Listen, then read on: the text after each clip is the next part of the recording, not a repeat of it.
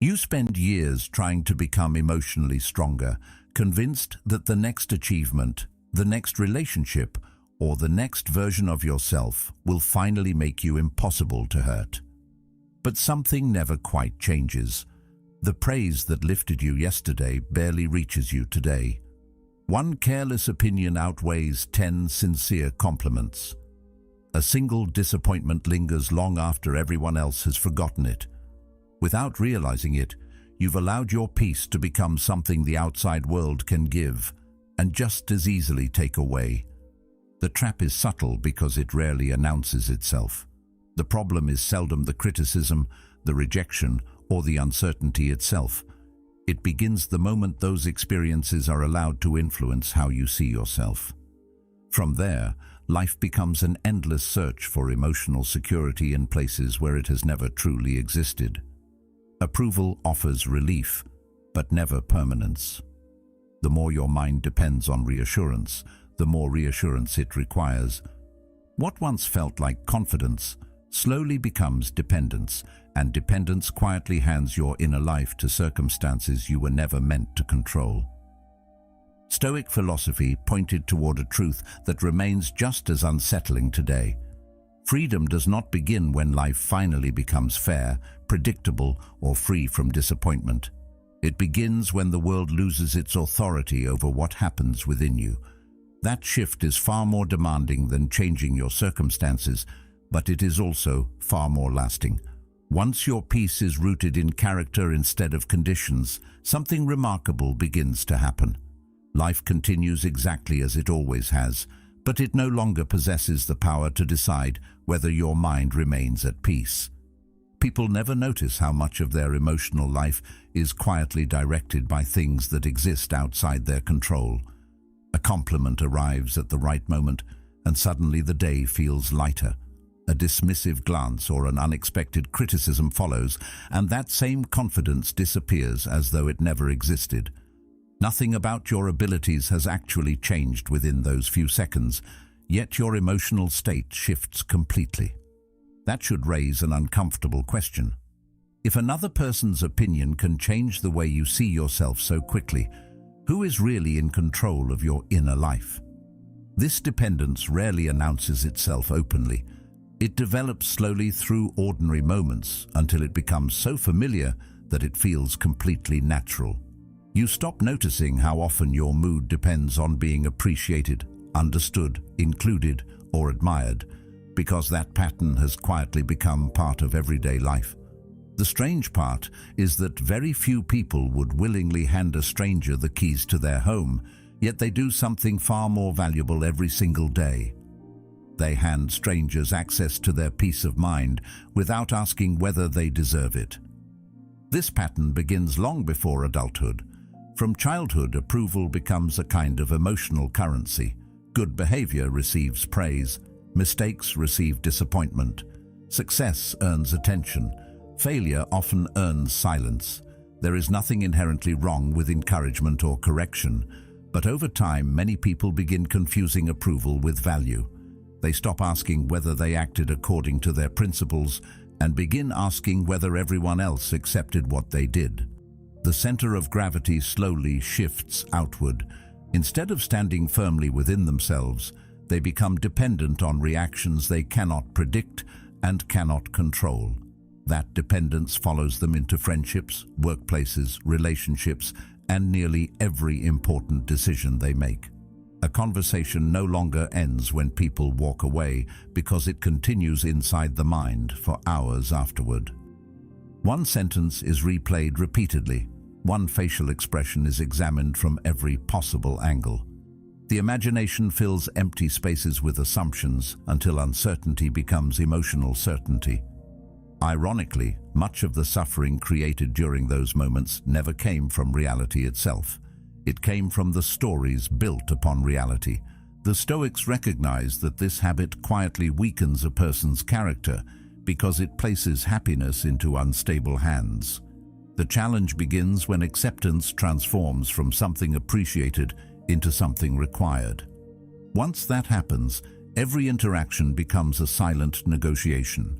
Words become carefully selected to avoid criticism. Opinions are softened before they are even spoken.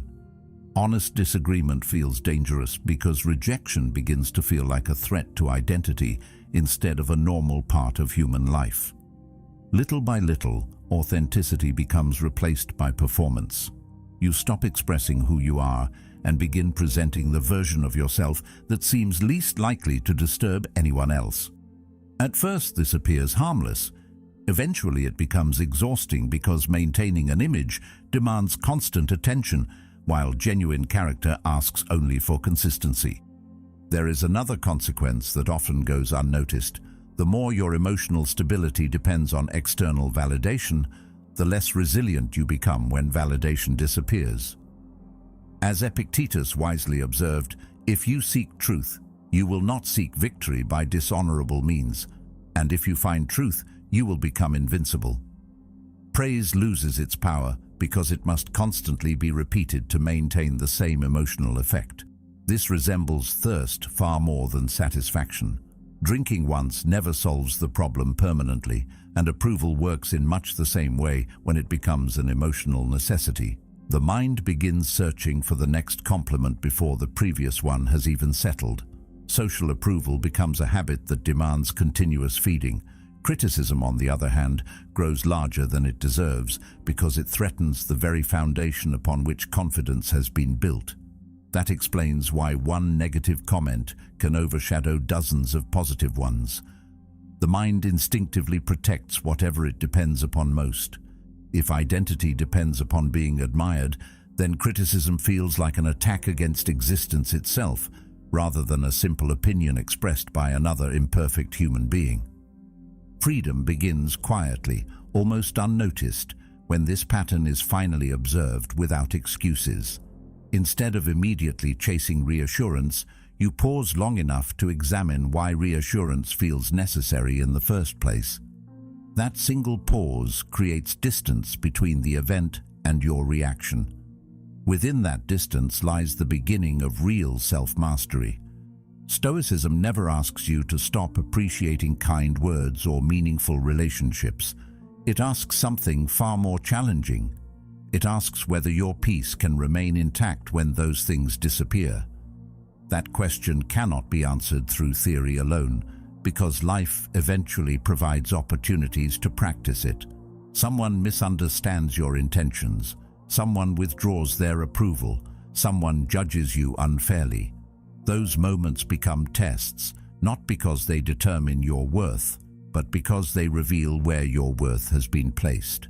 When your foundation rests upon your own character rather than shifting opinions, criticism loses much of its authority. Praise becomes pleasant instead of necessary. Rejection becomes disappointing instead of devastating. The world continues behaving exactly as it always has, but your relationship with it changes completely. That quiet transformation marks the beginning of a life directed from within instead of controlled from without. Every meaningful idea begins with an honest observation, and one of the hardest observations to accept is that dependence does not always look like weakness. It often looks admirable. It appears as generosity, patience, understanding, or the willingness to keep giving people another chance. It wears the face of someone who wants harmony instead of conflict and connection instead of distance. Because of that, it becomes incredibly difficult to recognize. Few people wake up believing they have surrendered control over their emotional life. Instead, they believe they are simply being a good friend, a devoted partner, a supportive colleague, or a compassionate family member. Their intentions are sincere, which is precisely why the pattern survives for so long. The problem is not that they care about others. Human beings are meant to care. The problem begins when caring quietly transforms into dependence, when another person's opinion starts carrying more weight than your own judgment, and when your emotional balance depends on reactions that have never belonged to you in the first place. That shift is so gradual that it often goes unnoticed until disappointment becomes a recurring companion. If these ideas are helping you see yourself more clearly, consider subscribing. Together, we explore timeless wisdom that strengthens the mind, deepens character, and brings greater clarity to everyday life. Now, let's continue. This is why emotional dependence rarely announces itself through dramatic moments. It grows through countless ordinary experiences that seem harmless on their own. You hesitate before expressing an honest opinion because you hope everyone will agree. You apologize even when you have done nothing wrong because silence feels uncomfortable. You overthink a delayed reply, assuming it must mean something negative about you, rather than considering that life simply became busy. One small adjustment seems insignificant, but these adjustments accumulate over months and years until they reshape the way you move through the world. Eventually, you stop asking yourself whether your actions reflect your principles. Instead, you begin measuring every decision against the possible reactions of other people. You become skilled at reading expressions, predicting moods, avoiding disagreement, and preventing disappointment. From the outside, this can appear thoughtful or emotionally intelligent. Internally, however, it often creates a constant state of tension because your peace depends upon variables you will never fully control. The mind is remarkably persuasive when it wants to justify this pattern. It tells you that caring deeply about people's opinions simply proves that you are empathetic. It whispers that ignoring criticism would make you arrogant or insensitive. It convinces you that your desire to be accepted is evidence of humility rather than insecurity. These explanations feel comforting because they protect you from examining what is really happening beneath the surface. There is a profound difference between listening to others with an open mind and allowing them to determine your value. One reflects wisdom, the other quietly erodes it. Genuine compassion allows another person to express their perspective without surrendering your own center. Dependence, on the other hand, slowly replaces your inner compass with external approval. Instead of deciding who you are through disciplined reflection, you begin waiting for someone else to tell you. That invisible exchange happens so often that many people mistake it for normal life. Stoic philosophy approaches this issue from a place of remarkable clarity. It reminds us that our responsibility is not to control how others perceive us, but to govern our own judgments, intentions, and actions. Everything else belongs to a world that constantly changes. Praise changes, opinions change, relationships evolve, circumstances shift without warning.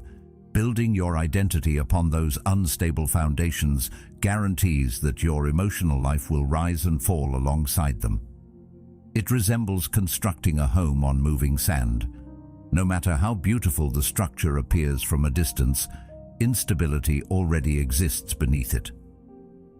Another person's rejection does not immediately become suffering. It becomes suffering after the mind accepts the conclusion that rejection defines personal worth. That conclusion feels automatic because it has often been repeated for years, but repetition does not transform an assumption into truth. Once this becomes visible, many memories begin to look different.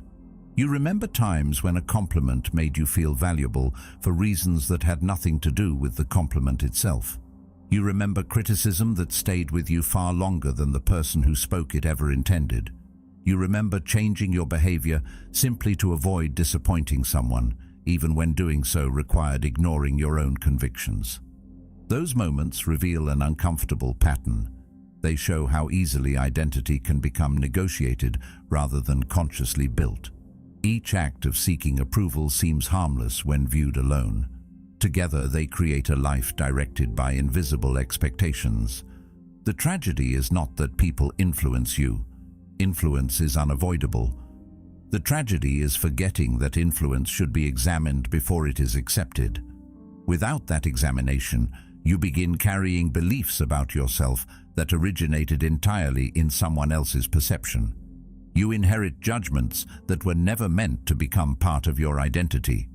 Real independence does not appear the moment you stop caring about everyone around you.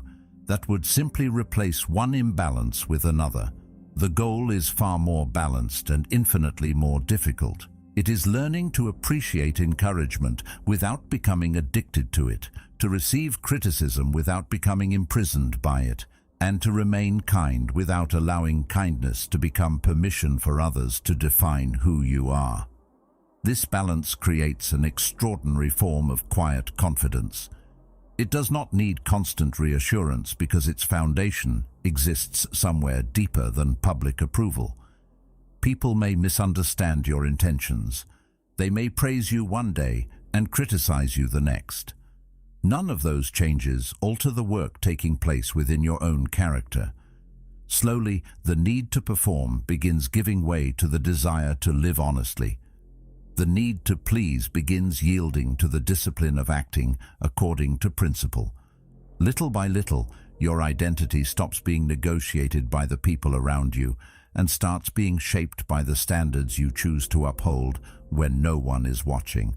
That is the beginning of a freedom that no opinion can grant and no rejection can take away. This is why rejection leaves such a deep mark on so many lives. It rarely hurts because something has ended.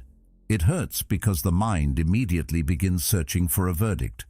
A relationship ends, and the first thought is not always about the loss itself. It becomes a question of personal worth. An opportunity disappears, and instead of accepting that countless factors shaped the outcome, the mind quietly concludes that it simply was not good enough. Someone withdraws their approval, and almost instantly their decision begins carrying far more meaning than it ever deserved. What started as a single event slowly transforms into a judgment about identity. The painful part is not always what happened. The painful part is what you begin believing about yourself because it happened. That belief settles quietly beneath the surface until it starts influencing future choices, future relationships, and future expectations without ever announcing its presence. Notice how quickly the imagination takes control once rejection enters the picture. A single conversation becomes replayed repeatedly. Words are analyzed from different angles. Small details that seemed insignificant suddenly become proof that the outcome was inevitable all along. The mind searches for explanations because uncertainty feels unbearable. Unfortunately, it often chooses the explanation that causes the greatest amount of suffering. Instead of acknowledging that another person acted according to their own experiences, desires, fears, or limitations, you begin constructing a story in which you become the central problem.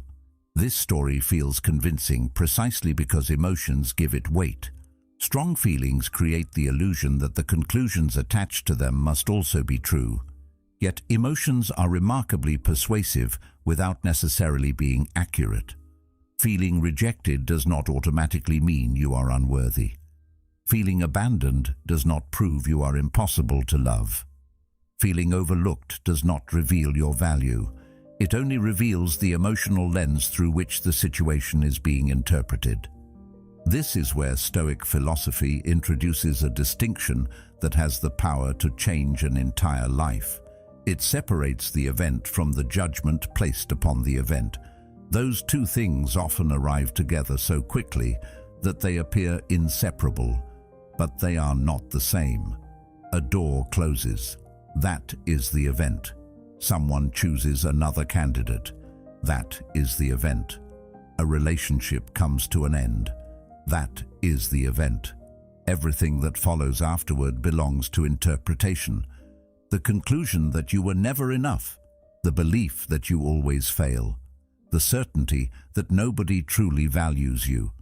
Those are judgments created by the mind, not objective facts written into reality. This idea remains uncomfortable because it shifts responsibility inward. It suggests that while pain cannot always be avoided, prolonged suffering often depends upon the meaning we continue assigning to what has already happened. That does not mean rejection should be dismissed as insignificant. Losing someone you cared about is painful. Watching an opportunity disappear after months of effort is painful. Being misunderstood by people whose opinions mattered to you is painful. Stoicism never asks you to deny those emotions or pretend they do not exist. Such denial would simply replace honesty with performance. Instead, it encourages something far more demanding. It asks you to experience pain without allowing pain to become your identity. There is an enormous difference between saying, "This experience hurts," and quietly believing, "This experience defines who I am." One statement acknowledges reality, the other creates a prison. Many people unknowingly spend years living inside that prison because they stopped questioning the conclusions they reached during moments of emotional vulnerability. Think about how often people describe themselves using the language of their disappointments. They call themselves failures because one ambition did not unfold as expected. They describe themselves as unlovable because one relationship ended. They assume they lack intelligence because someone else was chosen over them. As Marcus Aurelius reminded himself, the soul becomes dyed with the color of its thoughts. None of these conclusions could survive careful examination, yet they continue shaping behavior for years. Someone who believes they are destined to be rejected begins approaching new relationships with fear instead of openness. Someone convinced they are inadequate hesitates before pursuing meaningful opportunities because another disappointment feels unbearable. In this way, rejection extends far beyond the original event. It begins influencing decisions that have nothing to do with what actually happened. The past quietly starts governing the future because the story remains unchallenged. Without realizing it, people begin protecting themselves from possibilities they have not even encountered yet. It is easier to conclude that you are fundamentally lacking than to accept that life contains countless variables outside your influence. Another person's decision reflects their experiences, priorities, expectations, timing, fears, and limitations. Those factors exist whether you recognize them or not. To assume their choice reveals your complete value as a human being is to ignore the complexity of reality itself. No single opinion possesses that authority unless you decide to grant it. Once that becomes clear, rejection begins losing its ability to define your identity. It remains disappointing, but it no longer becomes a verdict against your character. Something remarkable happens when you stop treating rejection as evidence of personal deficiency. You begin approaching life with greater openness instead of constant self-protection. Effort becomes easier because success is no longer required to prove your worth. Relationships become healthier because they are built upon genuine connection rather than desperate validation. Even failure changes its appearance. Instead of becoming a permanent label, it becomes information. Instead of asking whether you are enough, you begin asking what can be learned. That shift may seem subtle, yet it transforms nearly every experience that follows. The world continues offering acceptance and rejection in equal measure, but neither one possesses the power to define you anymore. Another person's decision reveals their perspective, their circumstances, and their choices. Your responsibility remains exactly where it has always belonged, in the steady work of shaping your own character, rather than searching for your reflection inside someone else's judgment. Once you begin separating your identity from the opinions of other people, something surprising begins to reveal itself. The outside world becomes quieter, but the inside of your mind often becomes louder. You start noticing conversations that never actually happened. Arguments unfold while you are alone. Explanations are rehearsed for people who never asked for one. Entire disagreements are imagined from beginning to end, complete with responses, objections, and conclusions that exist nowhere except inside your own thoughts. It is a strange experience because the body reacts as though these moments are real. Your heart races, your shoulders tighten, your breathing changes. Stress appears without any immediate danger present. Nothing has happened, yet your mind has already convinced your nervous system that it is preparing for battle. This invisible habit drains more energy than many people realize because the conflict never truly ends. It simply changes shape each day, finding a new scenario, a new face, or a new fear to rehearse. The world eventually becomes less exhausting than the endless courtroom your imagination quietly constructs. The remarkable part is that these imaginary conversations usually follow the same pattern. You are not simply remembering what happened, you are rewriting it. You think about what you should have said instead of what you actually said. You anticipate criticism that has not arrived. You prepare defenses against accusations that nobody has made. Sometimes you even predict rejection before another person has decided how they feel.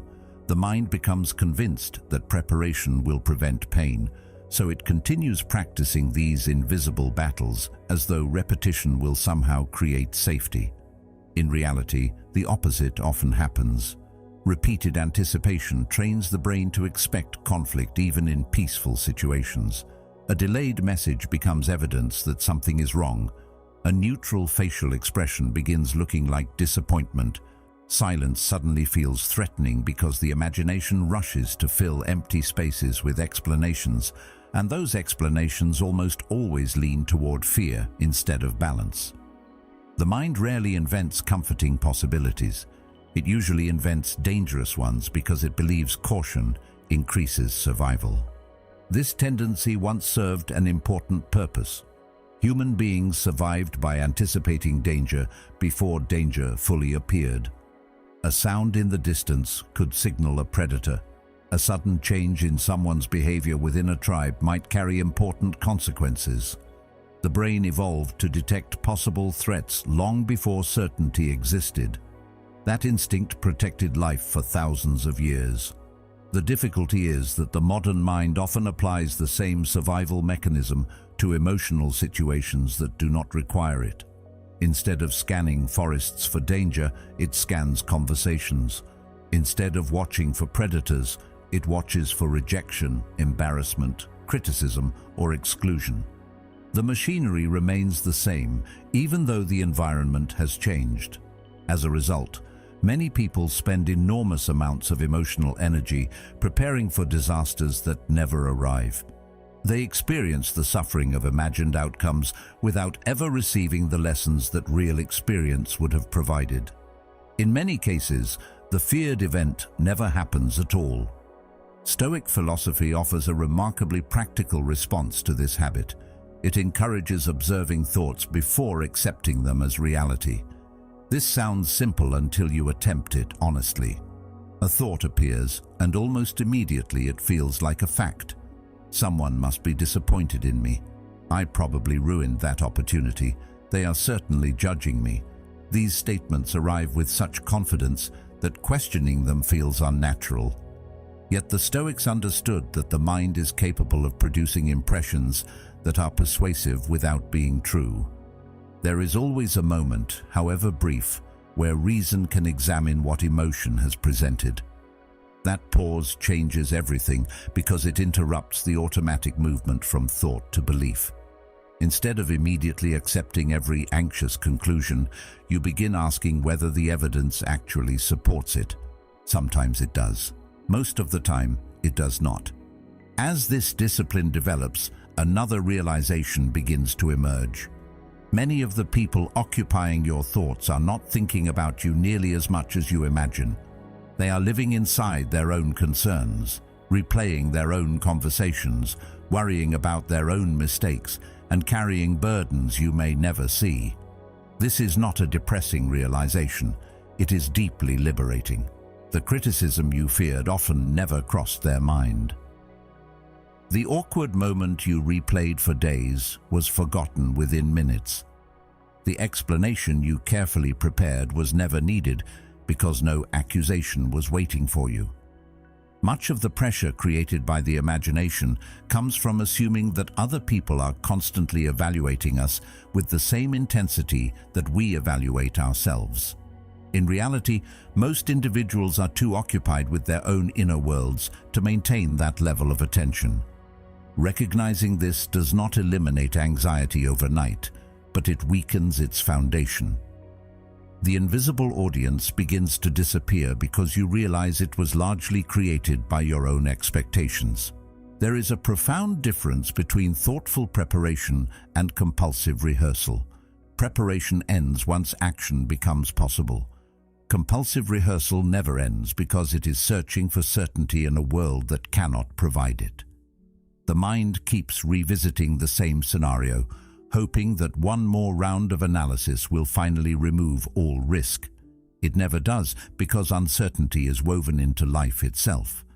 Over time, something quietly changes when you stop attending every imaginary trial your mind invites you to. The courtroom begins losing its authority. Those invisible judges become less convincing because you recognize that they were created by fear rather than reality. You no longer feel obligated to defend yourself against accusations that have never been spoken. Your energy slowly returns because it is no longer consumed by conflicts that exist only in thought. This does not mean difficult situations disappear. Real disagreements still happen. Genuine criticism still appears. Mistakes still deserve reflection. The difference is that your attention remains rooted in what is real instead of becoming trapped inside endless mental rehearsals. Life already contains enough challenges without adding thousands of imagined ones. When you finally stop arguing with people who exist only inside your own mind, you discover how much peace had been waiting beneath the noise all along. One of the quietest forms of exhaustion comes from constantly feeling the need to explain yourself. It does not always happen during major conflicts. More often it appears in ordinary moments. You explain why you made a certain decision, hoping people will finally understand. You carefully describe your intentions because you fear they have been misunderstood. You search for the perfect words, convinced that if you can express yourself clearly enough, everyone will eventually see your heart exactly as it is. At first, this seems reasonable. Communication is important, and honest conversation often resolves unnecessary confusion. The problem begins when explanation stops being a tool for understanding and slowly becomes a search for permission. Without noticing it, you begin believing that your choices are not complete until everyone else approves of them. Peace becomes delayed until every misunderstanding has been corrected, every criticism has been answered, and every doubt has been removed. That day never arrives because human beings do not experience reality in the same way. No explanation, regardless of how thoughtful or sincere, can force another person to abandon a conclusion they have already chosen to believe. Many people spend years carrying this invisible burden. They replay conversations in their minds, thinking of better arguments that should have been made. They draft messages they never send because they are still trying to convince someone who stopped listening long ago. They lose sleep searching for words that might finally make another person understand why they acted the way they did. What makes this habit especially painful is that it often comes from good intentions. You are not trying to manipulate anyone. You simply want fairness. You want your motives to be seen accurately instead of being reduced to assumptions or misunderstandings. There is something deeply human about that desire. Nobody enjoys being judged unfairly. Nobody enjoys being misunderstood by people whose opinions matter. Yet somewhere along the way, a subtle shift takes place. The desire to be understood quietly transforms into the need to be understood. Once that happens, your emotional balance begins, depending upon something you cannot control. Understanding is no longer appreciated when it comes naturally. It becomes something you chase, defend, and negotiate for, often long after the other person has already stopped thinking about the situation altogether. This is where reality becomes uncomfortable. People rarely change deeply held conclusions simply because they receive more information. Most judgments are not formed through careful reasoning alone. They are shaped by personal experiences, emotional biases, expectations, fears, and countless invisible influences that existed long before you entered the picture. Someone who has decided to distrust you will often interpret even your honesty as manipulation. Someone committed to misunderstanding your intentions will find evidence that supports their belief, regardless of how carefully you explain yourself. This does not happen because people are always malicious. It happens because the human mind naturally protects the stories it already believes. Accepting a different perspective often requires admitting that an earlier judgment may have been incomplete or mistaken, and the ego rarely embraces that possibility willingly. As a result, explanations that feel perfectly clear to you may never produce the understanding you hoped for. Continuing to force them only deepens frustration because the conversation is no longer about communication. It becomes a struggle against another person's perception, and perception cannot be controlled from the outside. The Stoics understood this limitation with remarkable clarity. They recognized that your responsibility ends where another person's judgment begins. You control your honesty. You control your actions. You control the effort you make to communicate sincerely and respectfully. What happens after that belongs to someone else. Their interpretation is part of their inner world, just as your intentions belong to yours. There is an unexpected freedom hidden inside that acceptance. As Epictetus observed, if someone succeeds in provoking you, realize that your mind is complicit in the provocation. The constant pressure to manage everyone's perception begins fading away. You stop carrying conversations long after they have ended. You stop rehearsing explanations for people who have already chosen not to listen. Instead of spending your energy protecting an image, you begin investing that energy into strengthening your actual character. The difference is enormous. Reputation depends upon countless minds you cannot control. Character depends upon your own decisions. One changes according to public opinion. The other grows quietly through daily discipline. Once you recognize that distinction, many unnecessary struggles lose their importance. You realize that convincing everyone was never the path to peace, because agreement has never been universal. Throughout history, wise people have been criticized, misunderstood, admired, and rejected, often at the same time. If even extraordinary individuals could not escape conflicting opinions, expecting yourself to accomplish that impossible task only guarantees disappointment. This does not mean remaining silent in every situation. There are moments when clarification is valuable, when relationships deserve honest conversation, and when truth should be spoken with patience and respect. Stoicism never encourages emotional withdrawal or passive indifference. It encourages discernment. It asks whether speaking will genuinely improve the situation or whether the desire to speak comes from an unwillingness to let go of another person's approval. Those two motives may appear similar on the surface, but they lead to entirely different outcomes. One comes from wisdom, the other comes from attachment. Learning to distinguish between them requires humility, because the ego often disguises its need for validation as a search for justice. Once you begin recognizing that pattern, silence no longer feels like surrender. Sometimes silence is simply the recognition that peace is more valuable than endless persuasion. As this understanding deepens, another quiet transformation begins to take place. You become less interested in controlling how people interpret your life and more committed to living it honestly. The need to explain gradually gives way to the discipline of consistency. Those who genuinely wish to understand you will notice your actions over time. Those committed to misunderstanding, you will likely continue doing so regardless of how carefully you present your case. Neither outcome changes the work that remains in front of you.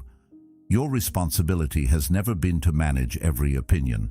It has always been to shape your own conduct with clarity, patience, and integrity. When that becomes your focus, misunderstandings lose much of their emotional weight. They remain part of life, but they no longer become battles that demand your constant attention. Sometimes the strongest response is not a better argument, Sometimes it is the quiet confidence to let your character speak where your words no longer need to. People become much easier to understand once you realize they are rarely responding to you alone.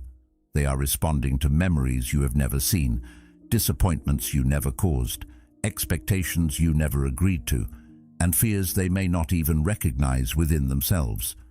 Two people can meet the same individual, hear the same words, witness the same actions, and walk away with completely different conclusions. One sees confidence while another sees arrogance. One sees kindness while another suspects manipulation. One admires quietness while another mistakes it for weakness. Nothing about the person standing in front of them has changed. The difference exists entirely inside the minds of those observing. This realization is both unsettling and liberating. It reveals that much of what people believe about you is filtered through a lens you did not create and cannot fully influence. Once you understand that, the endless pursuit of universal approval begins to lose its appeal because you recognize that the destination never truly existed. The human mind does not observe reality as a perfectly clear window. It observes through layers accumulated over an entire lifetime. Childhood experiences, personal disappointments, cultural beliefs, insecurities, ambitions, relationships, and countless forgotten memories quietly shape every interpretation. A person who has been betrayed repeatedly may struggle to trust genuine sincerity. Someone raised in an environment where vulnerability was discouraged may interpret emotional openness as weakness rather than courage. Another person, carrying entirely different experiences, may see that same openness as honesty and strength. Neither reaction tells the complete story about you. Instead, each reaction reveals something about the observer. This is easy to understand when speaking about strangers, yet surprisingly difficult to remember when criticism becomes personal. The instinct is to accept another person's opinion as though it reveals an objective truth. In reality, opinions often reveal the architecture of the person expressing them, just as much as they reveal anything about the individual being judged. This explains why chasing approval becomes such an exhausting way to live. Approval is never based on a single standard, because people themselves are not guided by a single standard. What earns admiration from one person may invite criticism from another. Confidence is respected by some and resented by others. Humility is appreciated by many, but dismissed by those who mistake it for insecurity. Determination inspires certain people while making others uncomfortable because it reminds them of goals they abandoned. The target continues moving because each individual carries a different measure of what they consider admirable, acceptable, or threatening. Trying to satisfy all of those expectations at once is like attempting to stand in every place simultaneously.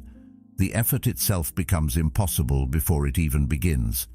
Yet countless people devote years of their lives to this pursuit, believing that if they simply become a little more successful, a little kinder, a little quieter, or a little stronger, they will eventually reach a point where criticism disappears.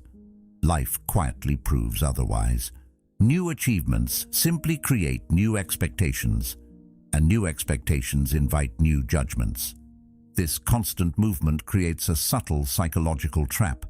The more attention you give to external perception, the less attention remains for internal direction. Decisions gradually become shaped by anticipated reactions rather than personal conviction. You begin asking yourself how something will appear before asking whether it is right. That shift often happens so slowly that it feels completely natural. You choose words more carefully than principles. You protect your image more diligently than your character. The fear of disappointing others begins influencing choices that should have been guided by your own understanding of what matters. Without intending to, you start living as though your purpose is to maintain a favorable impression instead of developing an honorable life. The tragedy is not simply that this creates anxiety. It creates distance between the person you are becoming and the person you genuinely wish to be. Every compromise made solely to preserve approval leaves behind a quiet feeling of dissatisfaction because something authentic was exchanged for something temporary. Stoic philosophy consistently returns to a single responsibility amid this confusion. Govern your own judgments before concerning yourself with the judgments of others. A disciplined mind considers advice without becoming enslaved by it. It welcomes correction without surrendering its identity. There is tremendous freedom in recognizing that another person's interpretation deserves consideration but not unquestioned authority. That freedom protects humility while preventing dependence. You remain open to growth without allowing every passing opinion to redefine who you are. As this understanding grows stronger, interactions with other people begin changing in subtle but meaningful ways.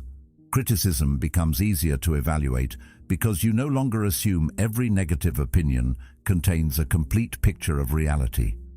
Praise also becomes easier to receive with balance because admiration, like criticism, reflects another person's perspective rather than an absolute measure of your worth. Both are pieces of information rather than final verdicts.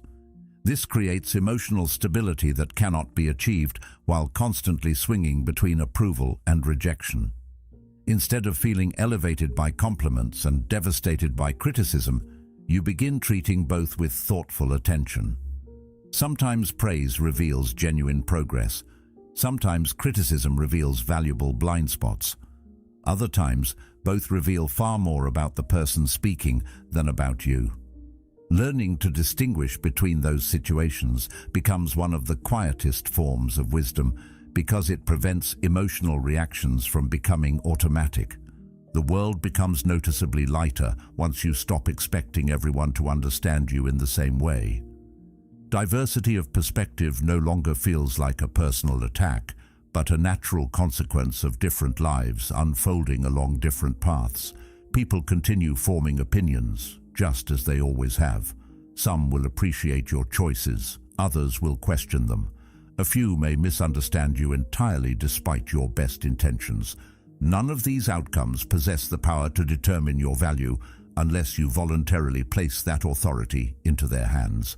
Your task remains remarkably consistent regardless of how others respond. Continue refining your judgment. Continue strengthening your character. Continue acting with integrity even when interpretations differ. The target you are aiming for is no longer universal approval because such a target constantly shifts beyond reach. Instead, you begin pursuing something that remains steady regardless of changing opinions. The quiet confidence that comes from knowing your life is guided by principles deeper than perception and stronger than applause. The desire to be liked rarely announces itself as a problem. In fact, it often feels like a virtue. You tell yourself that being agreeable keeps relationships healthy, that avoiding conflict protects peace, and that making other people comfortable is simply part of being considerate. At first, these habits seem harmless because they are expressed through kindness rather than fear. You listen carefully, you compromise willingly, and you try not to become the source of unnecessary tension. None of those qualities are inherently wrong. They become dangerous only when they stop being conscious choices and quietly become conditions for your own emotional security. Without noticing it, you begin measuring the success of every interaction by one question alone. Did everyone leave happy with you? The answer slowly starts determining how you feel about yourself. If people are pleased, you feel worthy. If someone is disappointed, you carry that disappointment as though it belongs to you. Little by little, your inner stability becomes connected to emotional outcomes that were never fully yours to control. This shift happens gradually because the mind is remarkably skilled at disguising fear as kindness. Instead of admitting that you are afraid of rejection, you convince yourself that you are simply trying to be understanding. Instead of recognizing your discomfort with disagreement, you describe yourself as someone who values harmony. There is truth in those descriptions, but there can also be avoidance hidden beneath them. Genuine kindness comes from strength because it is freely chosen. People-pleasing often comes from insecurity because it is driven by the fear of losing approval. Outwardly, both behaviors may appear almost identical. Internally, they are completely different experiences. One allows you to remain connected to your principles while treating others with respect. The other quietly asks you to abandon those principles whenever keeping them might create discomfort. Over time, this difference becomes impossible to ignore because one path builds character while the other slowly erodes it. The changes are often so subtle that they pass unnoticed for years. You hesitate before expressing an opinion you genuinely believe because someone might disagree. You laugh at something that did not feel funny because remaining silent seems awkward. You accept responsibilities you never wanted because saying no feels selfish. You apologize simply to end an uncomfortable conversation, even when you have done nothing wrong. None of these moments seem significant by themselves. Each one appears too small to matter. Yet character is rarely shaped by extraordinary events alone. It is shaped by repeated decisions that quietly teach the mind what matters most. Every unnecessary compromise sends the same message. Keeping other people comfortable is more important than remaining honest with yourself. After enough repetitions, the mind stops recognizing this as a compromise at all. It begins treating it as normal behavior. That is why so many people eventually wake up feeling disconnected from themselves without being able to identify exactly when that distance first appeared. There is a quiet sadness that develops when authenticity is repeatedly exchanged for acceptance. As Carl Jung observed, the privilege of a lifetime is to become who you truly are. You begin noticing that people appreciate a version of you that feels increasingly unfamiliar. They compliment your patience without realizing it was silence. They admire your flexibility without recognizing that it came from fear. They describe you as easygoing while you quietly carry frustrations that were never spoken aloud. The irony is difficult to ignore. You work tirelessly to be liked, yet the person receiving that approval is often a carefully edited version of yourself, rather than the person you truly are. This creates a strange emptiness because external validation can never satisfy a life built upon concealment. Deep inside, you know that acceptance based on performance can disappear the moment the performance changes. That uncertainty creates constant tension.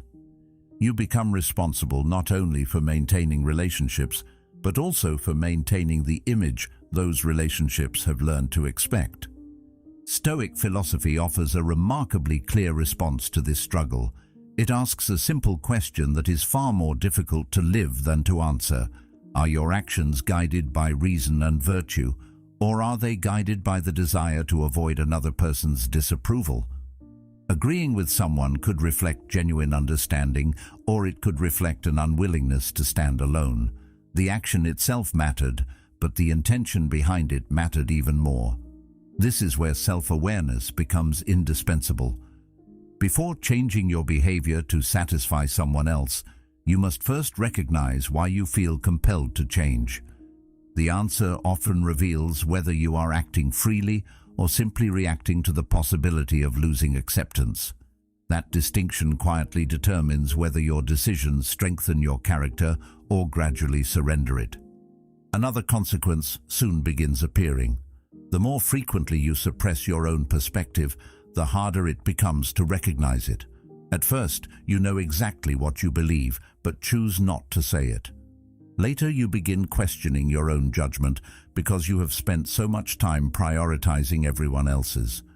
Eventually, you develop the habit of looking outward before looking inward. Faced with an important decision, your first instinct becomes asking what other people would prefer rather than examining what your own principles require. This reversal changes far more than individual choices. It changes your relationship with yourself. Confidence begins fading because confidence cannot grow where independent judgment is rarely exercised.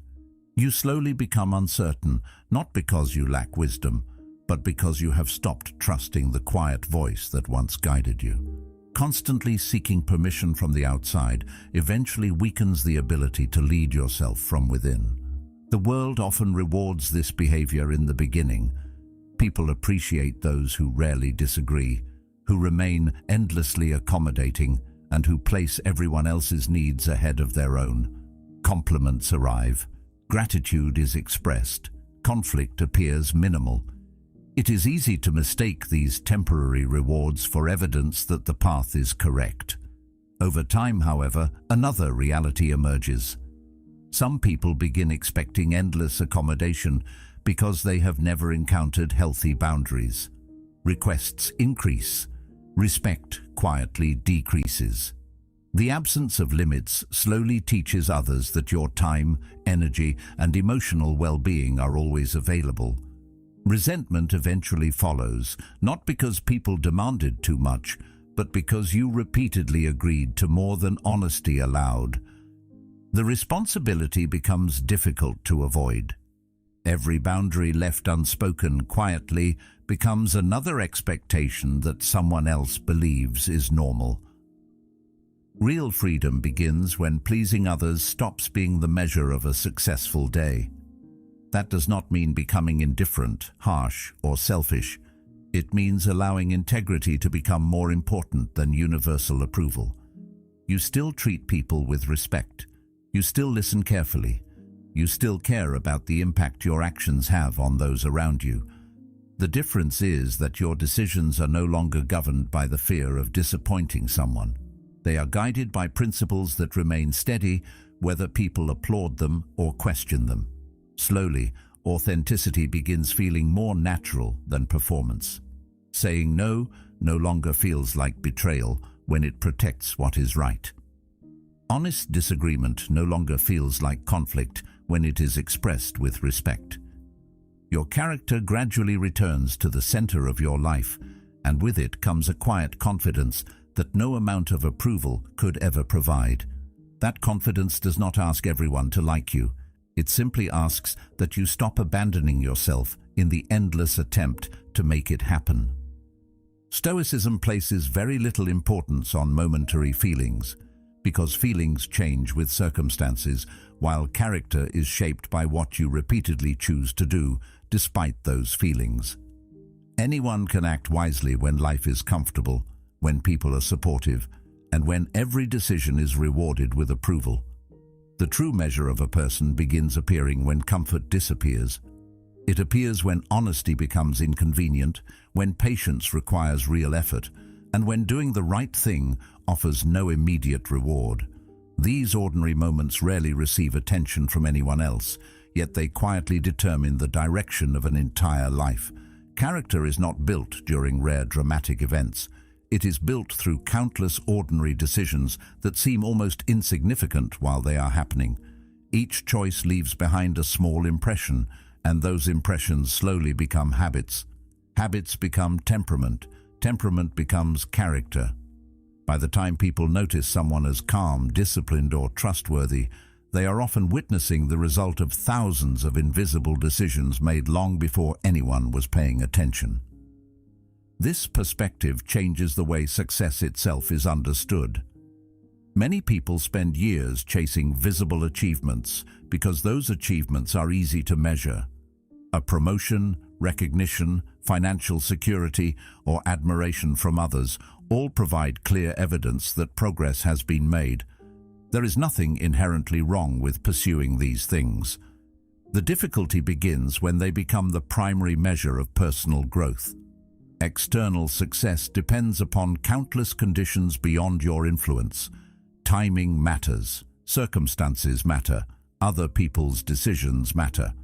Luck sometimes plays a role that nobody wants to acknowledge. When your confidence depends entirely upon outcomes shaped by so many unpredictable variables, your inner life becomes unstable by necessity. One victory creates excitement. One setback creates doubt. Your emotional state rises and falls alongside events that were never fully yours to command. Stoicism redirects attention towards something far more reliable. It asks whether you acted with honesty, discipline, courage, and wisdom, regardless of how events unfolded afterward. That question remains available in every situation because it depends upon your conduct rather than the world's response. This is where integrity quietly separates itself from popularity. Popularity often encourages adaptation. It asks you to become whatever earns the greatest acceptance in a particular moment. Integrity asks something entirely different. It asks you to remain consistent even when consistency costs approval. That is rarely easy because human beings naturally prefer acceptance to isolation.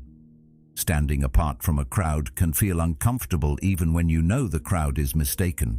Remaining silent while others seek recognition may feel foolish. Speaking honestly when dishonesty would be easier demands a kind of strength that cannot be measured through applause.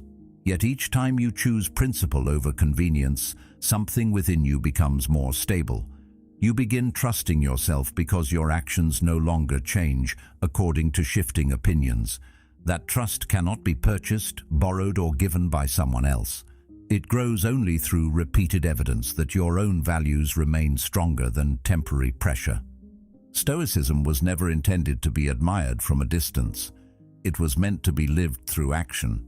Reading about patience accomplishes very little if impatience governs every difficult conversation. Understanding discipline changes nothing unless disciplined choices continue after motivation fades. Philosophy becomes meaningful only when it influences behavior. Otherwise, it remains an interesting collection of ideas that never reaches the parts of life where transformation actually takes place. The Stoics knew that knowledge alone rarely changes character. Repeated action does. That repetition explains why small decisions deserve far more attention than they usually receive. It is easy to believe that major turning points define a person's future, yet ordinary habits quietly prepare those turning points long before they arrive. Choosing honesty in a small matter makes honesty easier when greater consequences appear. Practicing patience during minor frustrations strengthens patience when life becomes genuinely difficult. Resisting the urge to seek validation in everyday conversations weakens its influence during moments of rejection. These seemingly insignificant choices accumulate in ways that are almost impossible to notice from one day to the next. Looking back after several years, however, the difference becomes unmistakable. Character develops much like physical strength. One workout changes very little. Hundreds of workouts gradually reshape the entire body. The same principle applies to the inner life. One disciplined decision may feel insignificant. Thousands of disciplined decisions quietly reshape the person making them. This also explains why emotional comfort cannot become the standard for making decisions. Feelings are valuable because they provide information, but they are unreliable guides for determining what is right. There will always be days when discipline feels unpleasant, when honesty creates discomfort, or when patience seems far more difficult than immediate reaction. If comfort becomes the highest priority, consistency quickly disappears. The mind naturally begins choosing whatever provides the quickest relief rather than what produces lasting growth. This is why impulsive reactions often feel satisfying in the moment, but regrettable afterward. They solve temporary emotional tension while creating longer-term consequences. Stoicism invites a different relationship with discomfort. Instead of treating it as proof that something is wrong, it treats it as a natural companion of meaningful growth. Discomfort loses much of its power once you stop expecting life to feel easy before doing what is necessary.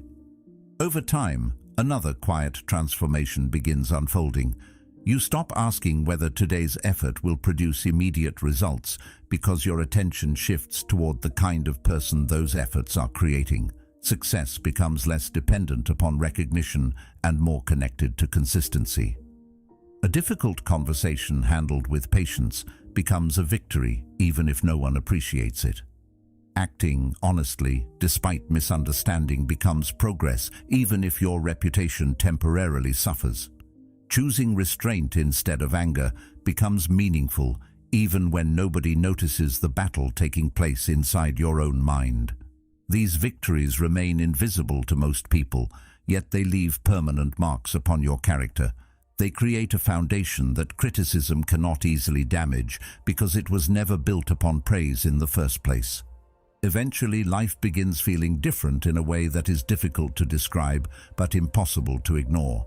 External circumstances continue changing just as they always have.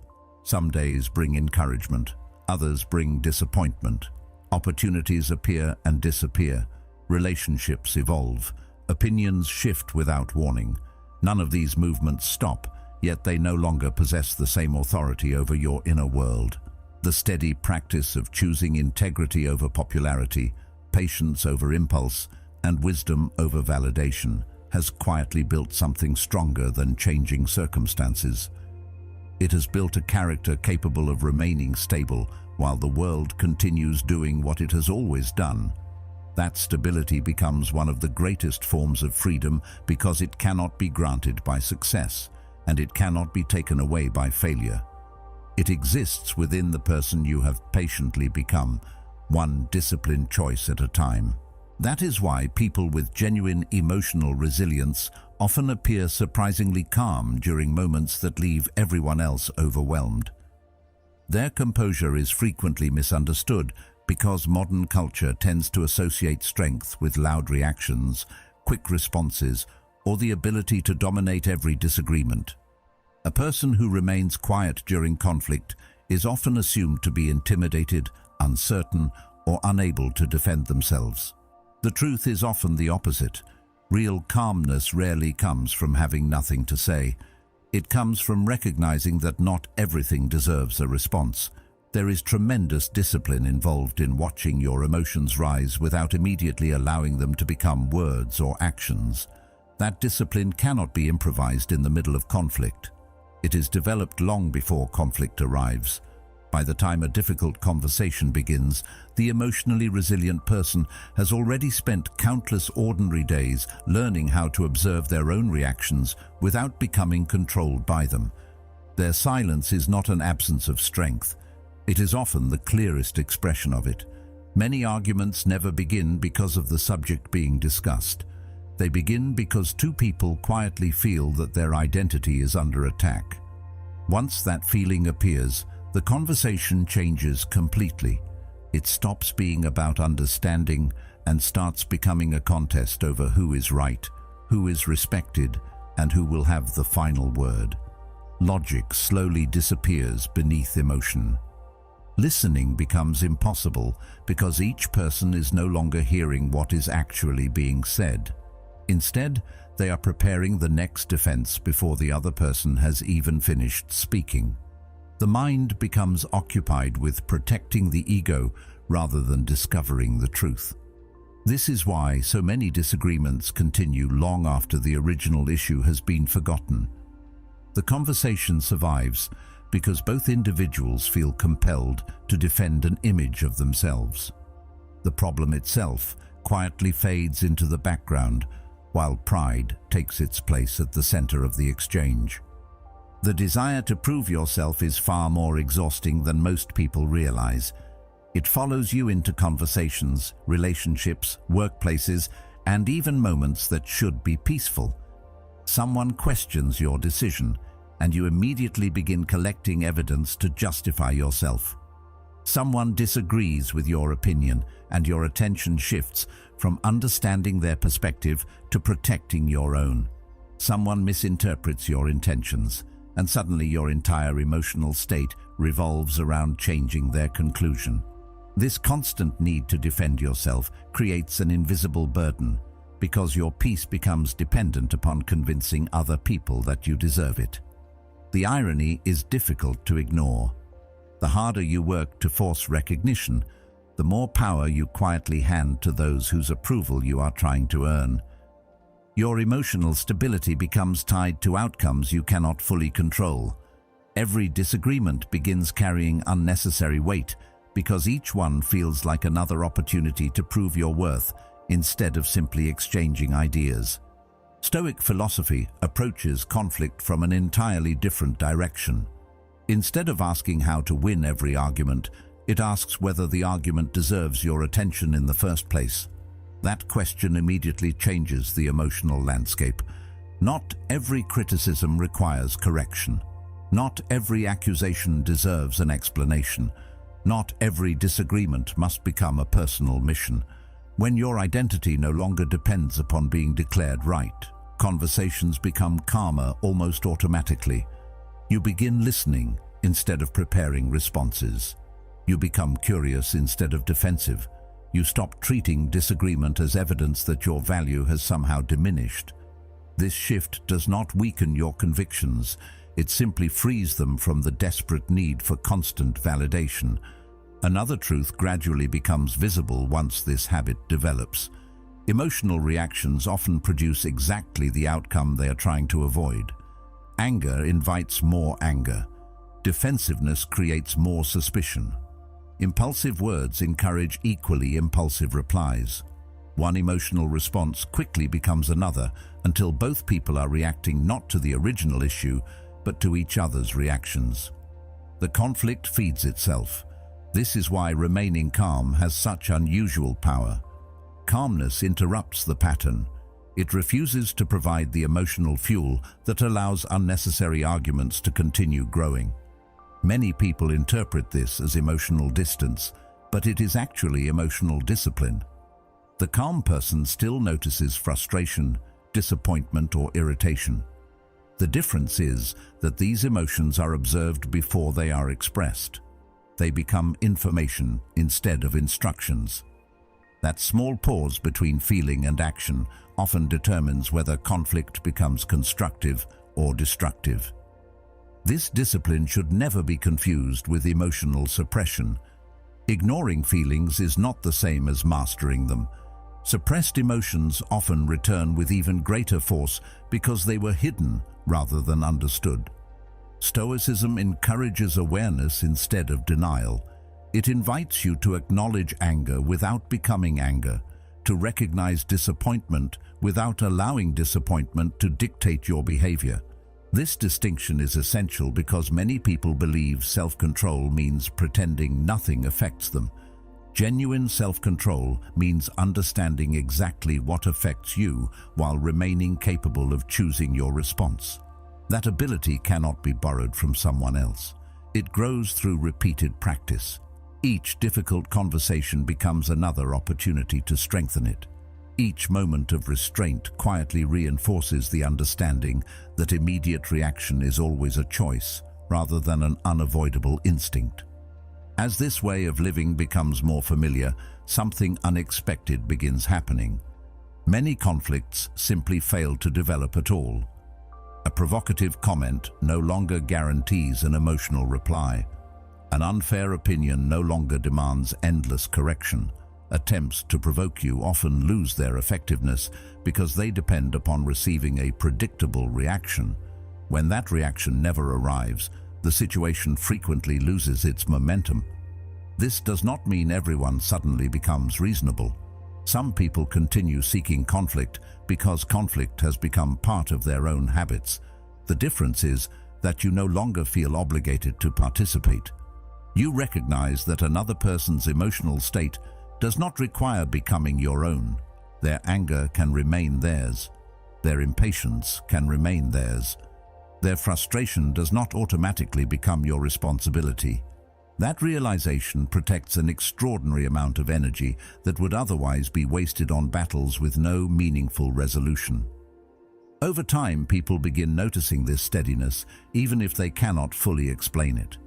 They may describe you as calm under pressure or unusually difficult to provoke. What they are actually witnessing is something much deeper than composure. They are witnessing a person whose sense of self no longer depends upon winning every disagreement or defending every opinion. The urge to prove has slowly been replaced by the discipline to observe, reflect, and choose deliberately. That quiet strength cannot always be seen from the outside because it exists primarily within the mind. It appears in conversations left unfinished because they no longer needed to continue. It appears in words never spoken because wisdom recognized they would accomplish nothing. It appears in moments when walking away required far more courage than staying to argue. Those invisible victories rarely receive applause, yet they shape a life that becomes increasingly difficult for conflict to disturb. Eventually, you discover that the greatest triumph is not defeating another person. It is refusing to surrender your own peace in the attempt. Ironically, genuine calmness often unsettles people far more than visible anger ever could. Anger is familiar. It follows a pattern almost everyone understands. One harsh word leads to another. Defensiveness invites more defensiveness.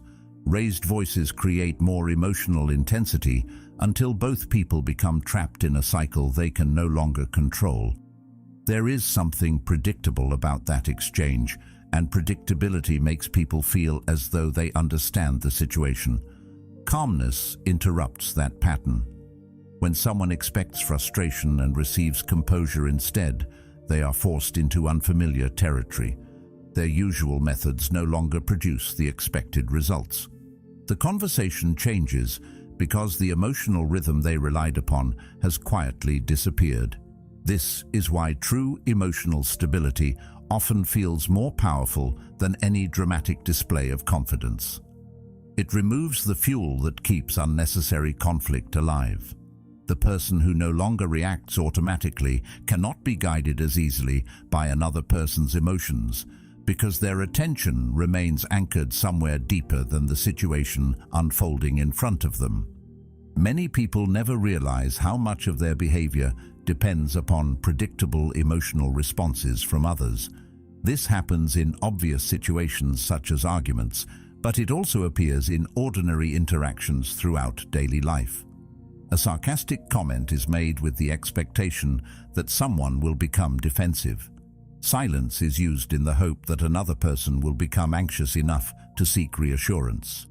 Criticism is delivered expecting guilt, apology, or emotional instability in return. These patterns are often repeated so many times that they become automatic. Few people consciously think about controlling someone else's emotional state, yet countless relationships quietly develop around these familiar exchanges. Each person learns which reactions produce certain outcomes, and before long those reactions become habits. The difficulty is that habits continue operating even when they no longer serve anyone involved. What once felt like communication slowly becomes emotional conditioning.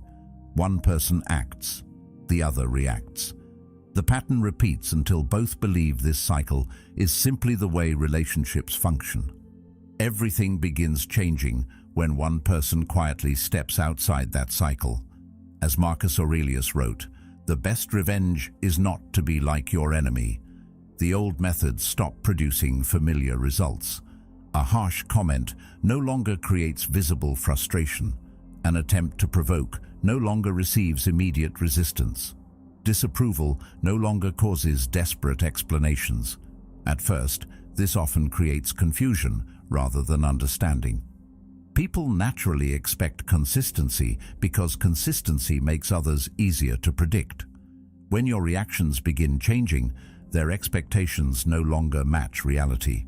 They may even increase their efforts, believing they simply have not pushed hard enough yet. Someone who once relied upon guilt may express even greater disappointment. Someone accustomed to provoking emotional responses may become more aggressive. This is not always done with malicious intent. Often it happens because human beings instinctively return to familiar strategies whenever familiar strategies stop working. They assume repeating the behavior more intensely will restore the pattern they have grown accustomed to. Instead, they discover that the pattern itself has quietly disappeared. This moment reveals something deeply important about emotional independence.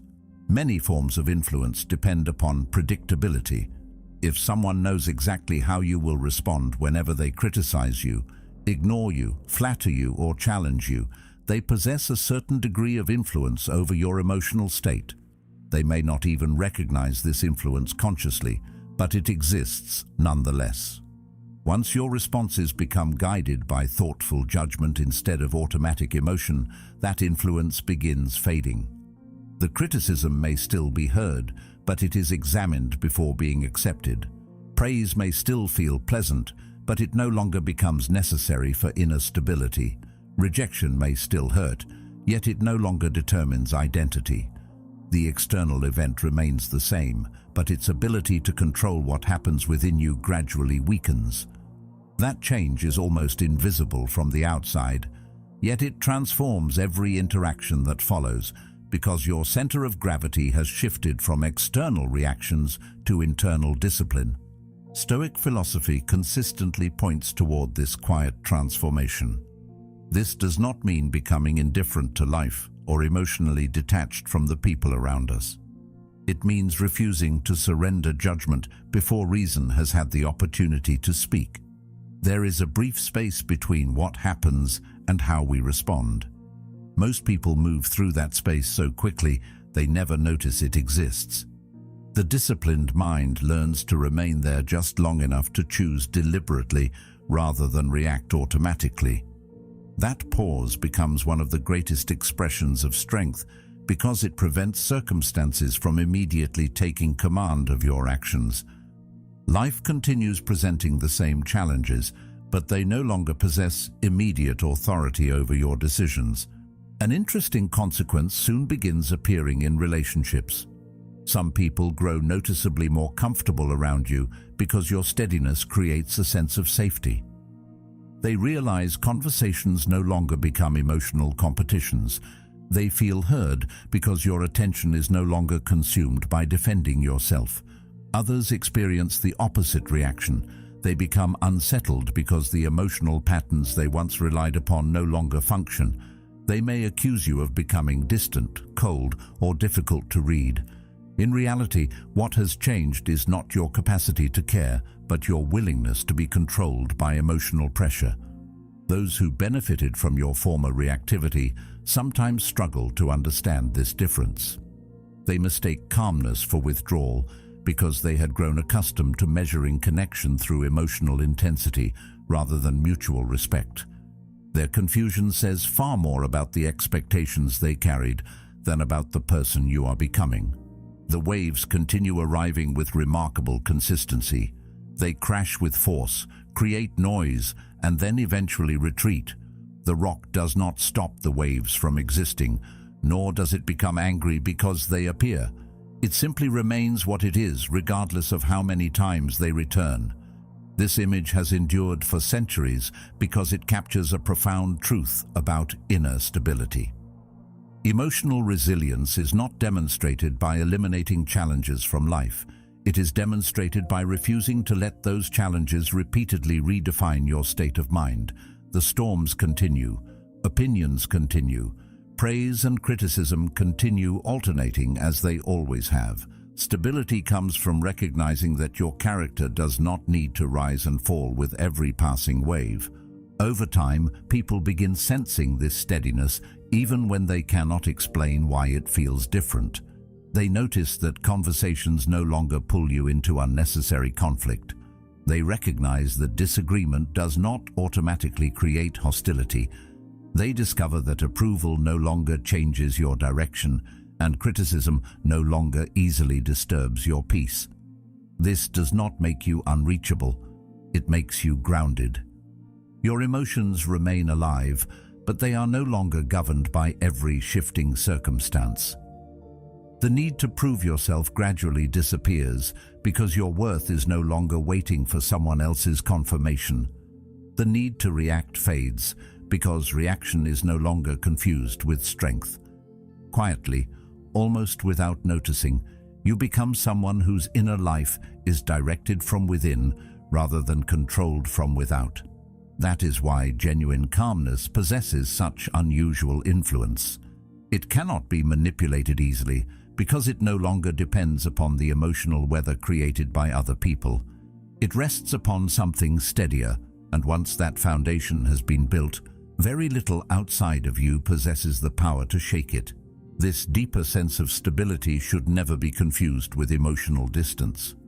Many people hear about emotional independence and immediately picture someone who has become cold, detached, or unwilling to care about anyone.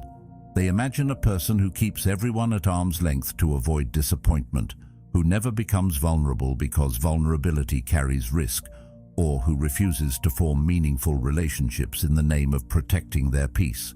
That is not what Stoicism teaches. Building inner strength is not about reducing your capacity to love.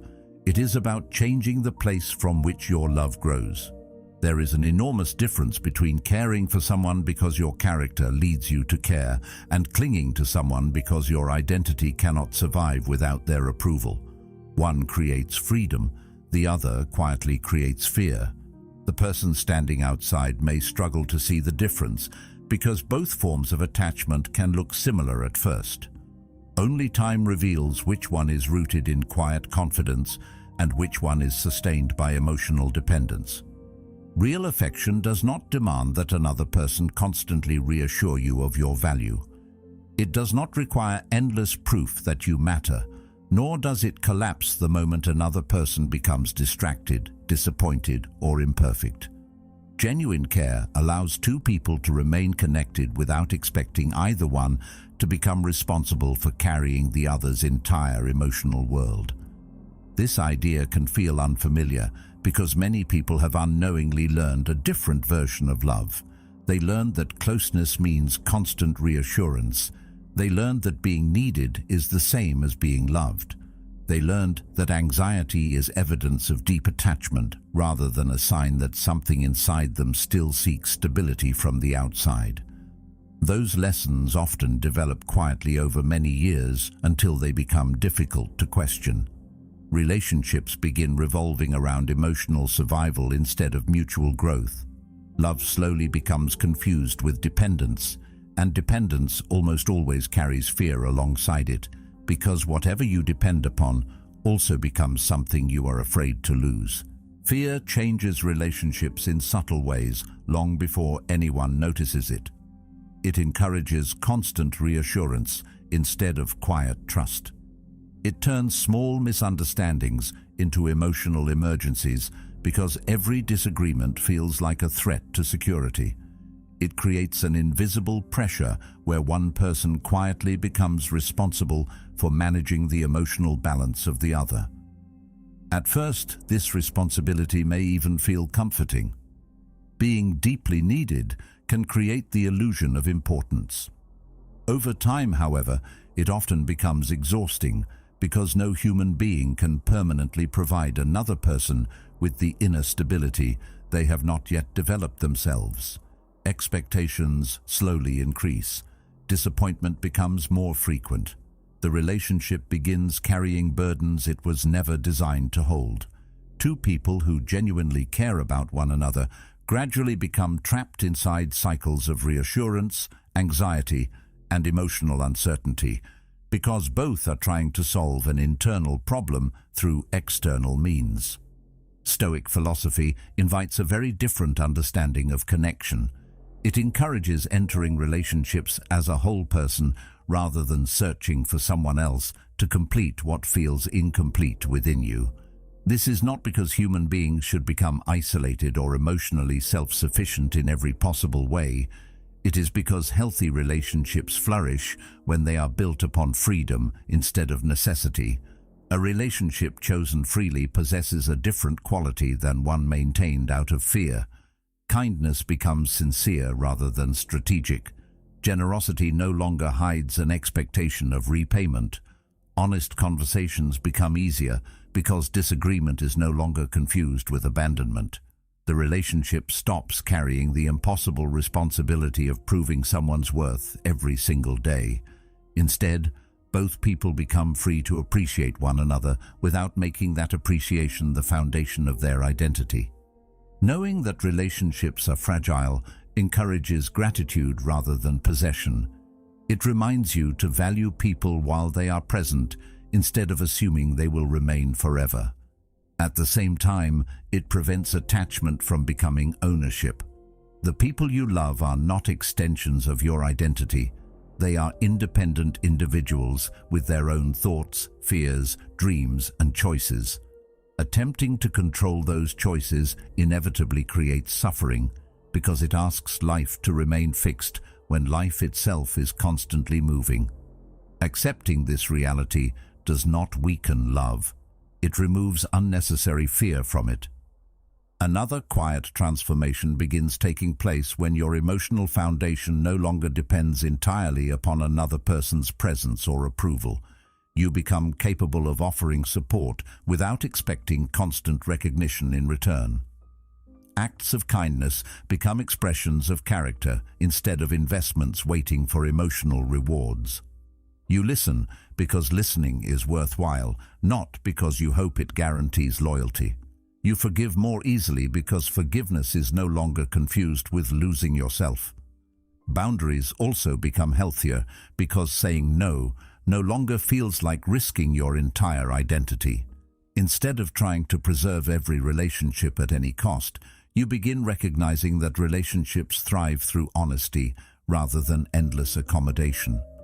This balance often surprises people because they assume stronger boundaries create greater distance.